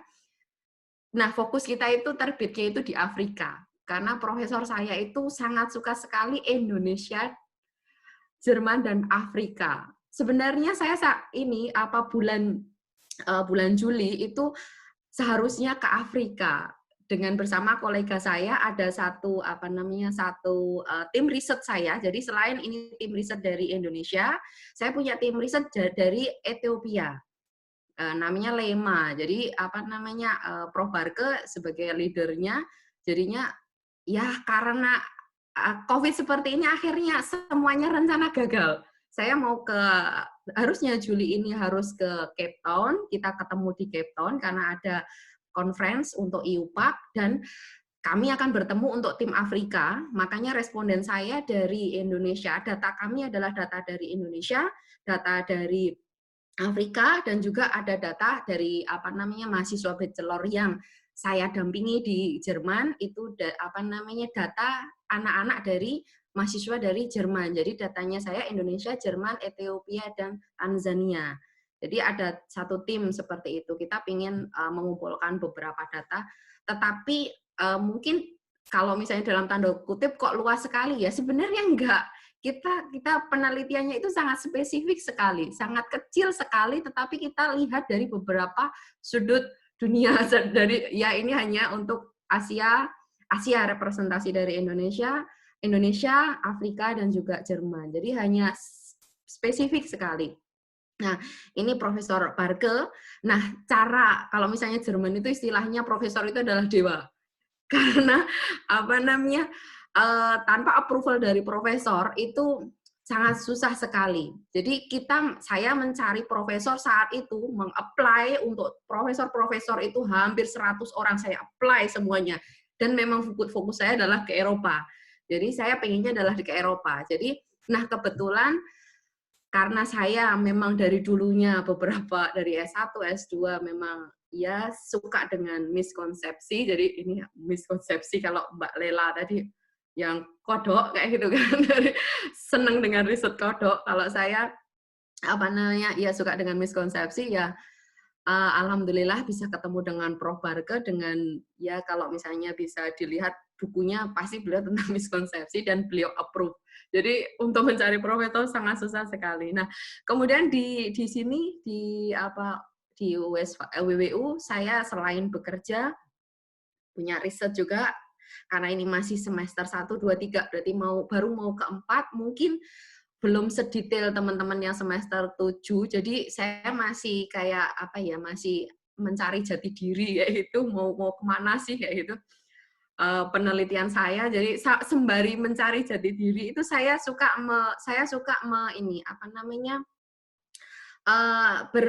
melakukan sebuah aksi sosial. Aksi sosial artinya membuat networking. Nah, di sini pertama kali WWU ada Indonesian Culture. Ini saya lengkari. Pertama kali ada di WWU ada Indonesian Culture. Di WWU sendiri hanya ada mahasiswa PSD di tahun 2018 akhir, 2019 akhir. Ini baru ada 1, 2, 3, 4, 5, 6. Hanya 6 mahasiswa PSD dari Indonesia. Nah, saya networking dengan international office, gimana sih memperkenalkan Indonesia di WWU, gimana sih orang Jerman tahu Indonesia, karena semua orang di Jerman pasti mereka tanya, kamu dari Malaysia? Oh enggak, aku dari Indonesia. Bahkan pernah ada di peta buku anak saya yang di sini, nggak ada peta Indonesia. Saya sempat marah itu, peta Indonesia kok nggak ada, kayak gitu. Terus akhirnya saya ngobrol-ngobrol dengan teman-teman, terus di-approve sama international office dan dimintakan dana ke DAAD, kami bisa punya dana untuk melakukan ini istilahnya Indonesian Culture Abend. Abend itu malam. Jadi malam Indonesia. Jadi istilahnya memperkenalkan budaya Indonesia. Nah, di sini Bapak Ibu bisa lihat kita sampaian nyewa baju adat ke KJRI supaya ini dari adat Jawa, saya dari Bugis, ini dari Toraja, bahkan ya untuk memperkenalkan budaya Indonesia supaya kota kecil kami yang ada di sini, kota monster itu tahu Indonesia. Indonesia mana sih? Kenapa sih kita punya peta besar sekali kok hilang dari peredaran gitu kan? Peta kita hilang di sini. Nah, itulah saya aktif di sini karena mungkin belum begitu stres dengan riset mungkin kali ya. Kalau misalnya yang sudah akhir-akhir kan mungkin udah, wah ini stres, risetnya gimana, karena saya baru semester 1-2 kita masih ini menjalin networking, kemudian saya juga mau menjalin networking dengan biro untuk gender di sini. Ini saya dengan ini UW. Jadi kayak istilahnya ada wadah di mana di WWU itu untuk memfasilitasi perempuan di sini. Perempuan itu istilahnya untuk yang student perempuan, kemudian ya banyak kalau misalnya Mbak Amel bilang PSD Mama dengan beberapa macam ini, kami kerjasama kadang. Nah, di sini juga kalau misalnya dengan adanya saya kerjasama seperti ini, sebenarnya karena COVID itu di WWU juga memberikan ini istilahnya di sini. Oke, saya bisa ini nggak ya? Stop sharing. Oke, saya mau share lagi. Iya. Iya, di sini. Mbak Elsie, mungkin waktunya ya. Oke. Ya. Ya, oke. Ya. Ya, di sini ya saya langsung ke WWU. Di sini saya tampilkan website kami untuk Center untuk Corona. Nah, kebetulan saya kerjasama dengan Equal Opportunity Office. Bahkan untuk ketika COVID seperti ini, dari office-nya untuk kesetaraan gender itu juga memberikan bantuan untuk mahasiswa untuk memberikan dana seperti itu yang gratis.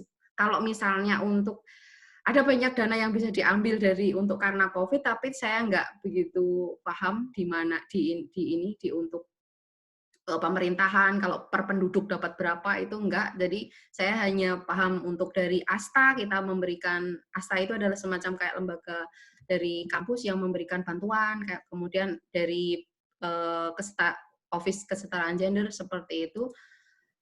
Oke, terakhir sebentar.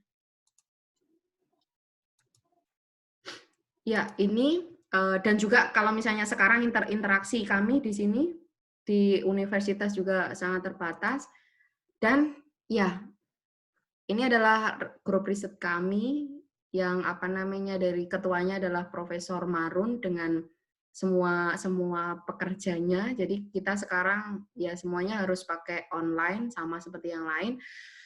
Nah, selanjutnya ya ini adalah tema riset saya bersama profesor saya, acid base reduction sudah disebutkan Mbak Amel bersama Profesor Barke.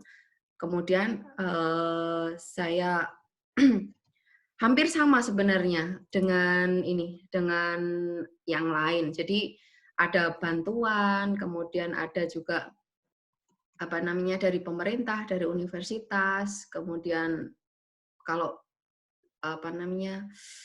kalau misalnya Mbak Jamil tadi bilang untuk bagaimana memanage untuk bagaimana menyeimbangkan antara ketika COVID dengan belajar. Kalau misalnya untuk saya sendiri sih nggak begitu berpengaruh besar karena memang ya kita kalau misalnya ngadain riset kan cuma di rumah. Jadinya istilahnya kami sudah mendapatkan data. Saya sama Prof. Barke sudah mendapatkan data di tahun pertama. Jadi it's okay kalau misalnya kan semua materi pun juga sudah banyak dan profesor saya juga sering ngirim materi. Ini asih kamu apa pelajari, kemudian kamu laporkan, nah seperti itu. Jadi ya mungkin saya meng-highlight kalau di Jerman kami sangat individual sekali untuk PhD. Jadi semuanya tergantung kita pengen lari ya harus lari. Kalau misalnya pengen jalan ya udah jalan aja, tergantung kita. Jadi nggak ada ini. Mungkin seperti itu Mbak Amel. Iya. Terima kasih Mbak Asih, menarik sekali ya. Kalau di sana dapat kompensasi ya Mbak Asih ya, karena untuk COVID ini ya? Iya, kalau misalnya kompensasi nggak ada sih kalau yang ini. Kalau yang Nggak kita ada bantuan? nggak ada. Kalau misalnya mengajukan, mahasiswa dengan income di bawah 600 bisa ngajukan. 600 gitu, euro. ya. Iya, Oh, ya. biasanya nanti di-assess dengan jumlah rekeningnya. Ketika rekeningnya di bawah berapa ribu kayak gitu bisa dikasih, tapi kan semuanya data di sini kan semua tahu. Data bahkan rekening kita itu berapapun itu tahu. Karena memang ini lumayan Iya. ya. Terima kasih, sharingnya sangat menarik sekali ya. Jadi kalian teman-teman semua sudah ada bayangan bagaimana di Kanada, bagaimana di Australia, bagaimana di Jepang, kemudian bagaimana terakhir di Jerman ya. Kalau di Perancis ada bantuan untuk COVID ini, jadi 100 euro untuk pelajar. Nah, untuk yang berikutnya adalah sesi tanya jawab. Nah, saya sudah mengelis beberapa pertanyaan. Yang pertama adalah Desmalia. Untuk para speaker, udah tahun keberapa di sana? Apa yang paling challenging di sana? Bagaimana mengatasinya? Nanti pertanyaan yang pertama akan dijawab oleh Gus Izul. Kemudian untuk yang kedua, Pak Aris Kristiannya. Untuk narasumber, kompetensi individu apa yang harus kita miliki di masa pandemi COVID ini. Mungkin teman-teman bisa di-share di sini pengalaman masing-masing. Ini tadi sudah pengalamannya sudah ya, mungkin dikasih headline yang kompetensi individu bagaimana nanti diserahkan ke semua narasumber. Kemudian yang Alia Fikroh terkait dengan kegiatan di lab, bagaimana untuk proses praktikum mahasiswa di Jepang saat kondisi COVID seperti ini. Karena di Jepang kita tunjukkan ke Bu Lela, apakah dilakukan diganti dengan kegiatan lain atau mungkin ditunda. Kita 3 pertanyaan dulu ya untuk yang chat, nanti kita sambung untuk yang tadi resen. Silakan untuk Pak Izul untuk menjawab dan semuanya. Terima kasih. Baik, terima kasih atas pertanyaan yang diberikan. Ya, untuk saya pribadi, saya ini tahun kedua, saya masuk mulai September 2018. Jadi sekarang saat ini posisi saya sedang menyelesaikan proposal disertasi. Setelah kemarin, 1 semester kemarin penuh untuk menyusun, untuk menyelesaikan ujian komprehensif. Ya. Nah, setelah proposal disertasi disetujui, nanti akan melakukan penelitian. Kemudian terkait dengan apa yang challenging di sana, karena saya tinggal di Kanada, jadi hal yang menurut saya salah satu challenging adalah cuaca. Ya. Saya akan mengirim sebuah gambar. Ini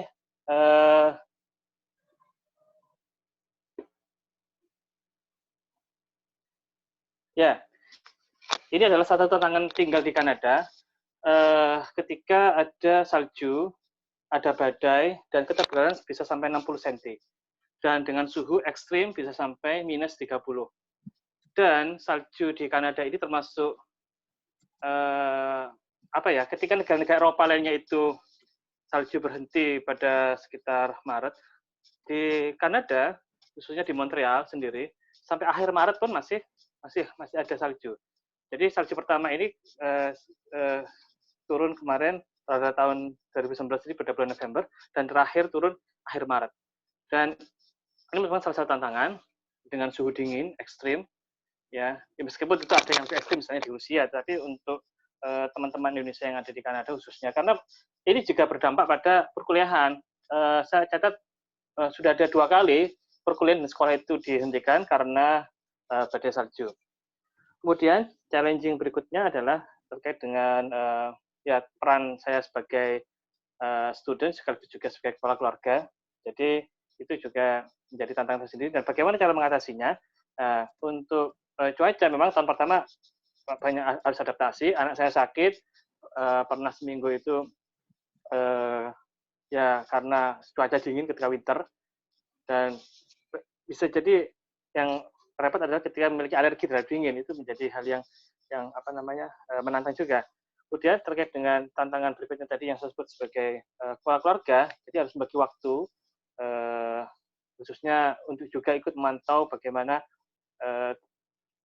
proses pembelajaran anak-anak, bagaimana ngajinya mereka, kemudian bagaimana mereka tidak ketinggalan dengan pelajaran di sekolah, apalagi ketika mereka harus adaptasi bahasa. Untuk anak saya sendiri, ketika masuk di sini, paling tidak mereka butuh sekitar 3 bulan untuk adjust listening mereka dengan apa yang ada disampaikan oleh pihak sekolah. Kemudian pertanyaan dari Mas Aris ya, terkait dengan kompetensi selama pandemi, menurut memang benar, ini menjadi problem siapapun ya, karena informasi, ketakutan, ketidakpastian itu overwhelm ya, jadi memenuhi benak kepala pikiran kita. Jadi itu juga yang saya alami, apalagi setiap hari saya menerima email dari McGill. Jadi niatnya bagus ya kampus itu ya, jadi ngupdate terus gitu ya. Itu juga ketika saya buka koran Montreal Gazette, setiap hari ada update, tapi update-nya itu update positif, bertambah begitu. Demikian pula McGill memberi update itu juga lama-lama memang jadi kayak apa ya ini ya gitu ya. Jadi ada semacam enak juga lama-lama gitu ya. Nah, menurut pengalaman saya, kita harus memiliki kompetensi resiliensi ya, daya lenting. Kita harus bisa lentur ya. Artinya ya ini sebuah fakta yang harus bisa kita terima. Kita tidak menolaknya, dan adjust atau menyesuaikan dengan situasi kenormalan hal baru yang akan muncul setelahnya. Selain itu tentu juga kita harus bisa melakukan manajemen pikiran, ya manajemen hati, nantinya bisa menerima realitas ini sebagai suatu hal yang memang sebelumnya tidak terprediksi, tidak bisa diperkirakan, tapi ini sudah menjadi sebuah fakta, sudah menjadi kenyataan bahwa pandemi ini sekarang ada tidak hanya di negara kita, tapi dimanapun, namanya juga pandemi ya, bukan endemi, karena pandemi maka global ya, dan kita tidak bisa mengatakan ini akan selesai Juni, selesai Agustus, karena untuk McGill sendiri, untuk fall besok, untuk musim gugur, sudah diputuskan untuk online, ya virtual, ya apapun nanti situasinya online, belum nanti yang winter, sangat fluktuatif, sangat cair, kemudian seperti itu. Kemudian menjawab terkait dengan ini ya, cara mendapatkan persetujuan dari supervisor. Ya, gitu ya, Bu Asih ya? Iya Pak.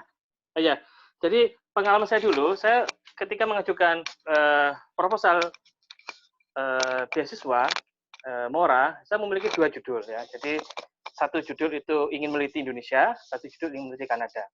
Nah, kemudian saya awalnya tawarkan judul yang pertama, saya ingin meneliti di Indonesia. Tapi supervisor yang saya tuju kurang begitu berkenan karena menganggap kalau saya meneliti Indonesia itu ya kamu pasti akan tahu negaramu begitu. Artinya tidak ada hal-hal apa ya yang mungkin baru bagi saya untuk saya pelajari jauh-jauh ke Kanada seperti itu. Sehingga kemudian supervisor saya memilih tema yang kedua, sehingga saya kemudian melakukan rencana mengubah proposal, maksudnya memilih proposal opsi yang kedua, yaitu dengan setting penelitian di Kanada. Tentu saja dengan harapan nanti ada banyak yang bisa saya pelajari dan untuk kemudian bisa dikembangkan di Indonesia seperti itu.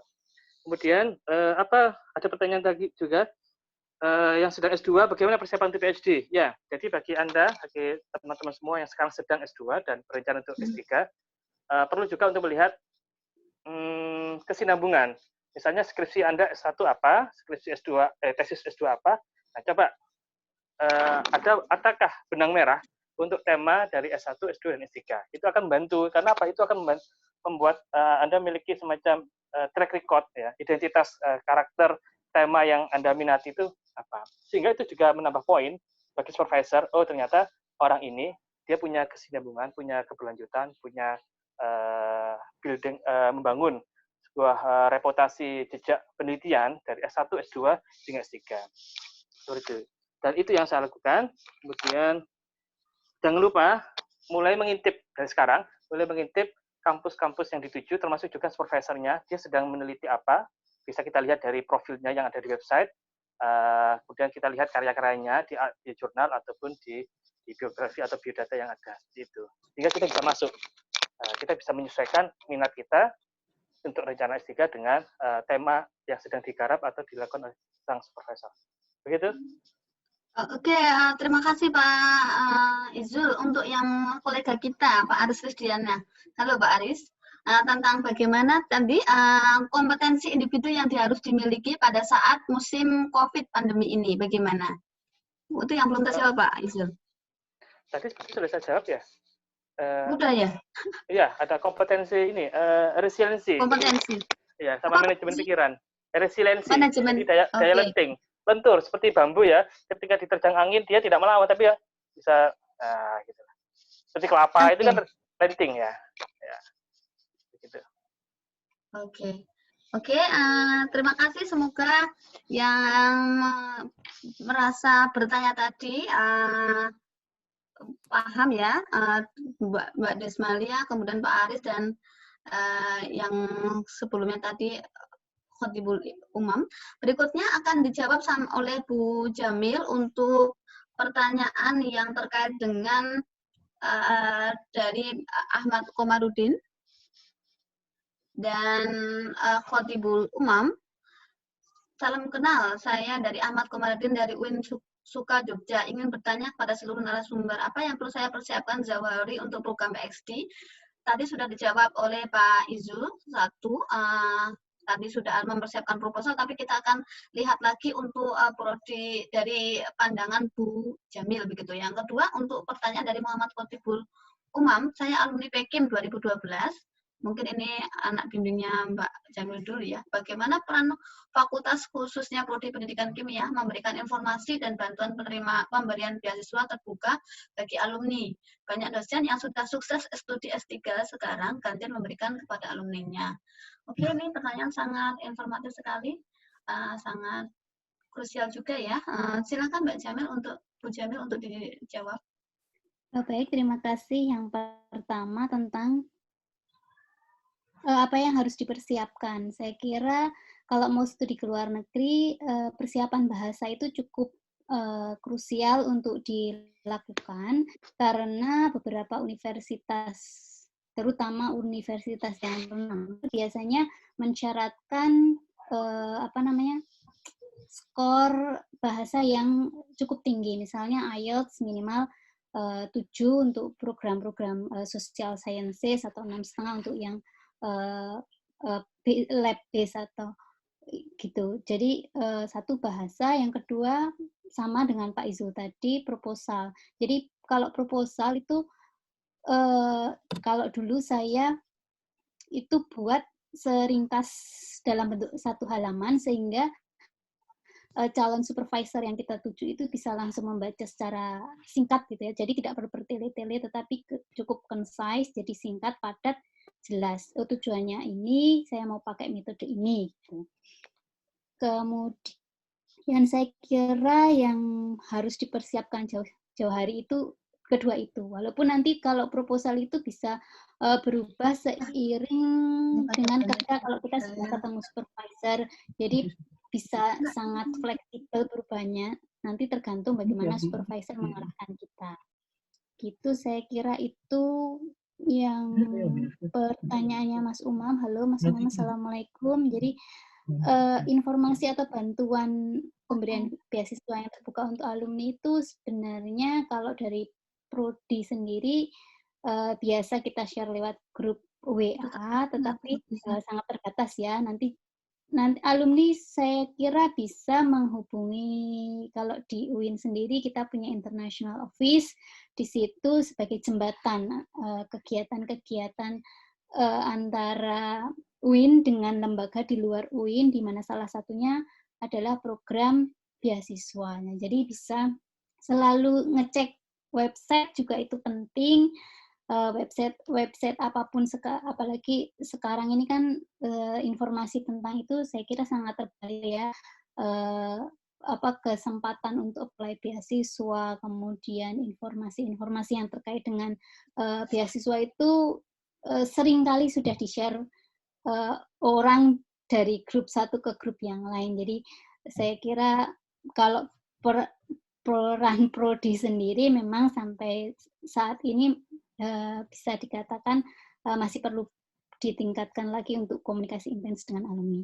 Saya kira itu. Oh, satu lagi mungkin saya ingin menambahkan tentang persetujuan supervisor untuk mendapatkan persetujuan supervisor dan proposal penelitiannya supaya disetujui gimana gitu ya. Jadi kalau kita cari supervisor itu sebenarnya kayak cari jodoh. Jadi untung-untungan dan dapat klopnya itu memang tidak mudah. Jadi kayak sudah takdirnya ketemu dengan si Bapak A atau si Ibu B gitu ya. Nah, yang paling penting adalah ketika kita menulis proposal penelitian yaitu tadi, jadi harus concise, tidak bertele-tele gitu loh, tujuannya apa, metodenya ingin pakai ini. Kemudian mungkin tips yang kedua, kita kalau yang saya alami itu saya minta bantuan International Office. Jadi International Office di universitas yang kita tuju, kita minta tolong untuk mengontak supervisor mana yang kira-kira masih available, yang masih punya slot untuk mahasiswa bimbingan S3. Saya kira itu juga penting untuk membantu kita komunikasi dengan si calon supervisor tadi. Karena kadang kalau kita email secara pribadi, kadang kita juga tidak mendapat respon atau responnya bisa sangat lama. Saya kira itu, Mbak Asih, Mbak Amel. Ya, terima kasih. Untuk yang raise hand tadi, ada siapa tadi ya namanya? Ada yang raise hand tadi, silahkan kalau masih on. Halo? Oh, kalau tidak, kita lanjut ke sesi yang akan dijawab oleh Bu Lela ya. Tentang Bu Lela akan menjawab Alia Fikro, Mbak Alia Fikro. Terkait dengan kegiatan di lab, bagaimana untuk proses praktikum mahasiswa di Jepang saat kondisi COVID-19 seperti ini, apakah tetap dilakukan atau diganti dengan kegiatan lain, ataukah mungkin ditunda? Terima kasih. Silakan Bu Lela untuk menjawab pertanyaan dari Mbak Alia. Ya, terima kasih Mbak Alia. Halo, Assalamualaikum. Terima kasih pertanyaannya. Di sini untuk ketika emergency status itu diberlakukan, sudah tidak ada lagi, pada saat itu tidak lagi pembelajaran, sehingga praktikum saat itu secara otomatis juga sudah tidak ada, sehingga akan dimulai seharusnya itu bulan sekitar Maret, April ini, akan tetapi itu pun karena kampus ditutup sehingga tidak ada penggantinya dan tidak ada sependek yang saya tahu itu semua otomatis ditiadakan dahulu karena itu butuh persiapan untuk praktikum, sehingga kadang-kadang sensei juga ikut terlibat dan itu cukup ruwet juga dalam persiapannya dan tidak memungkinkan untuk dilakukan, sehingga semuanya itu ya. Itu saja mungkin.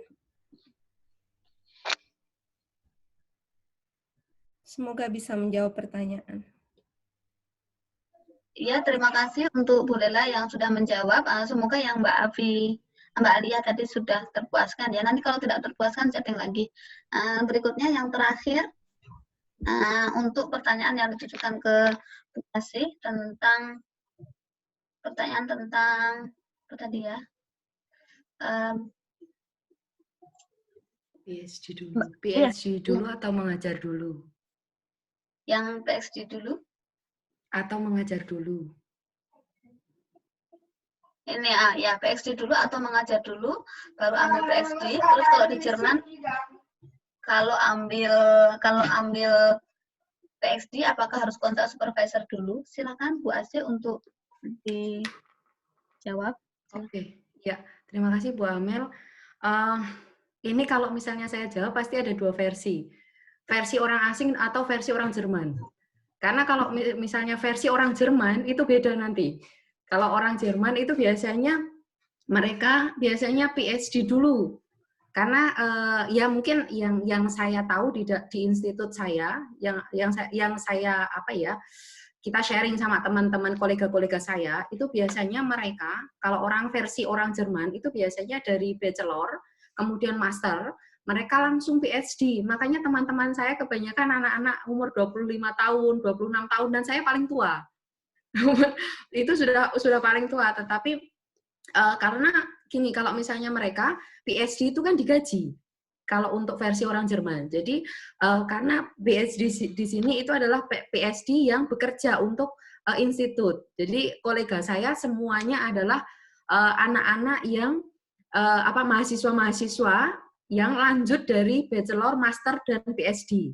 Tetapi kalau misalnya ini versi orang asing, kalau misalnya saya menanggapi sebagai versi orang asing, kalau misalnya menurut asumsi saya adalah, ya, saya harus punya pengalaman mengajar dulu sebelum PhD, tetapi jangan lama-lama. Jangan lama-lama dalam mengajar. Range antara lulus S2 dengan S3 itu kalau bisa jangan terlalu lama, lebih dari 10 tahun. Kalau saya merasa lebih dari 10 tahun itu untuk diajak berlari itu kayaknya nggak bisa, nggak secepat dengan teman-teman kolega saya yang ada di institut.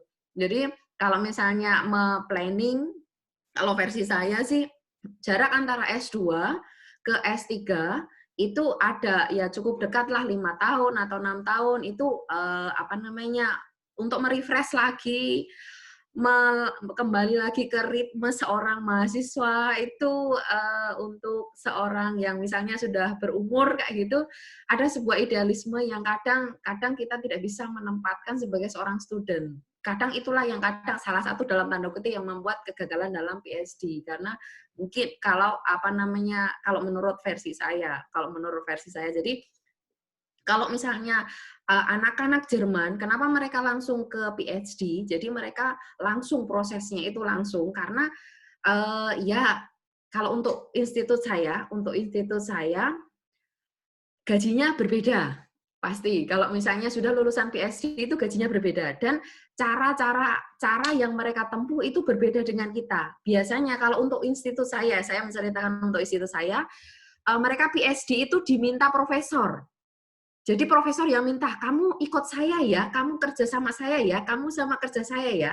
Bahkan kadang kalau teman saya namanya Fabian itu bilang, saya sebenarnya males ya Asih kalau misalnya disuruh PhD. Tetapi profesor saya ini mempercayakan saya itu ditelepon dari Australia, padahal dia sudah mau melarikan diri ke Australia, katanya, aku sudah mau melarikan diri, dijemput sama profesor saya. Nah, itu kasus orang Jerman.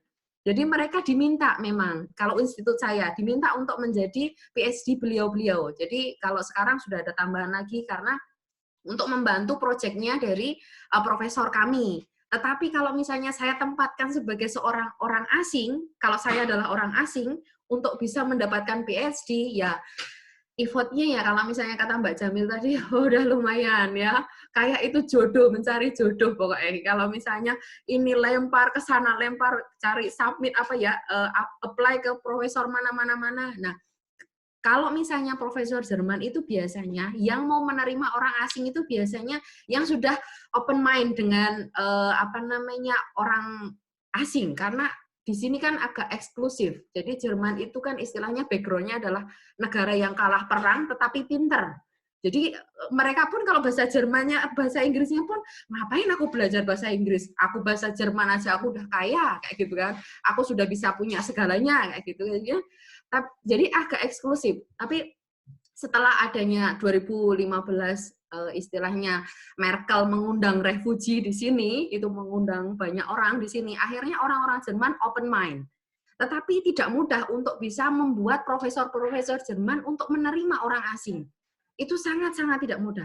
Biasanya kalau menurut pengalaman saya itu adalah konsistensi penelitian. Jadi kalau misalnya saya konsisten ke penelitian, oke, miskonsepsi dari dulu sampai sekarang miskonsepsi, ya mungkin kebetulan aja bejonya rezeki saya aja ketemu dengan orang yang seide. Jadi istilahnya seide, sependapat, istilahnya ya kayak bertemu dengan jodoh aja istilahnya. Profesor saya itu jodoh saya kayak gitu kan.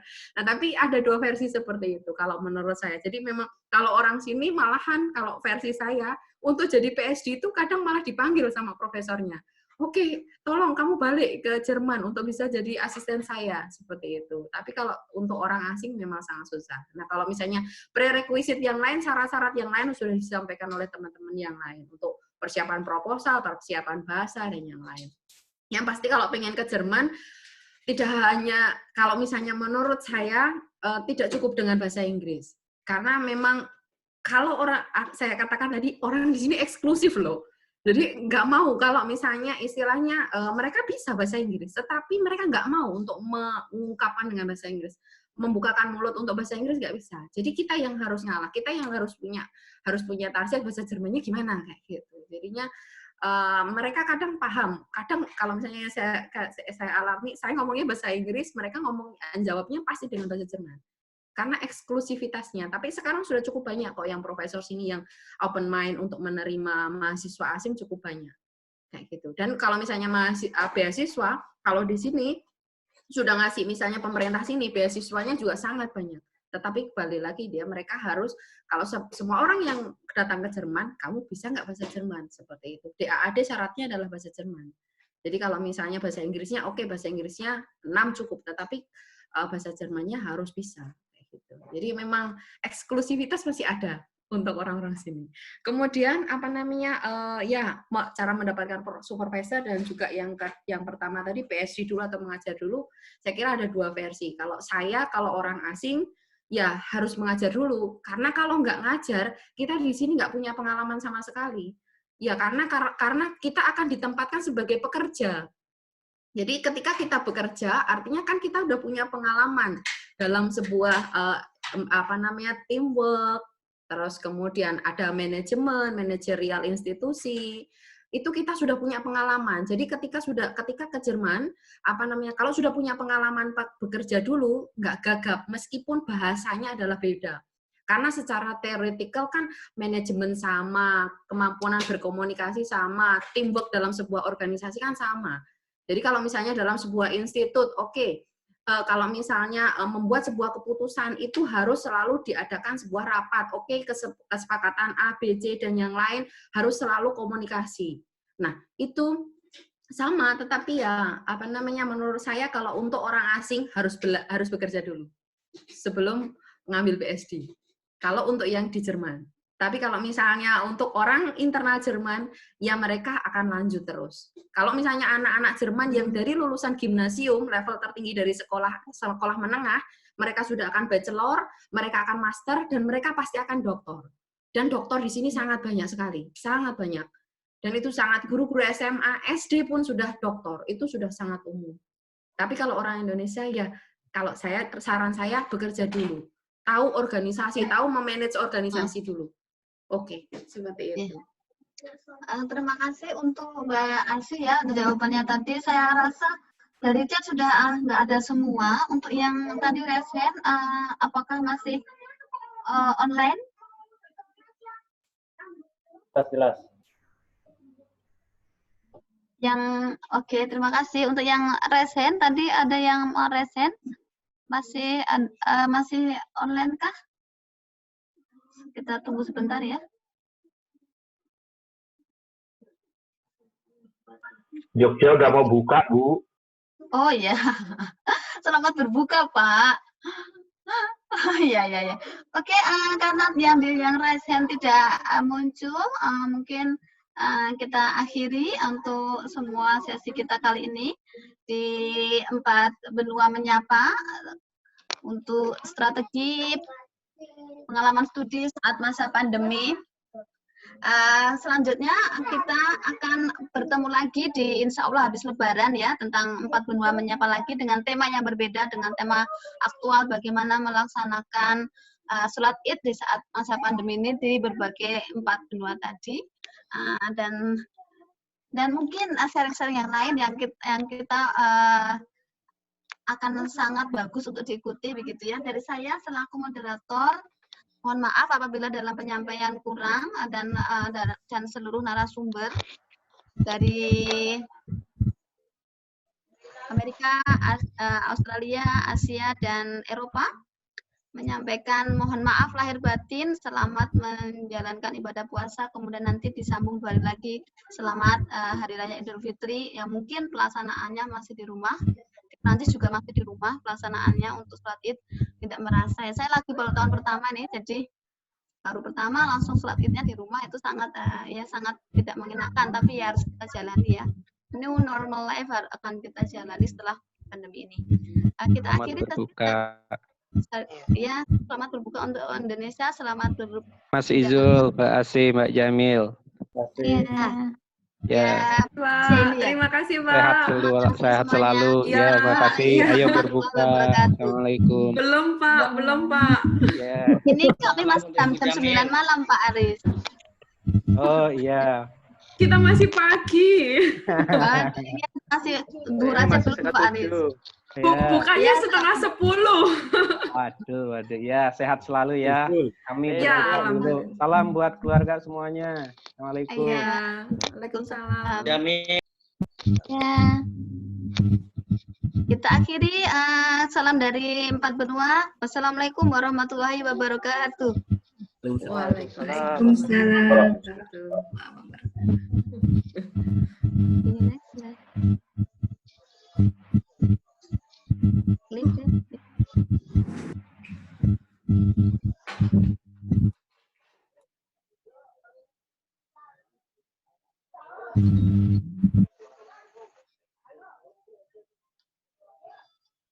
Ya.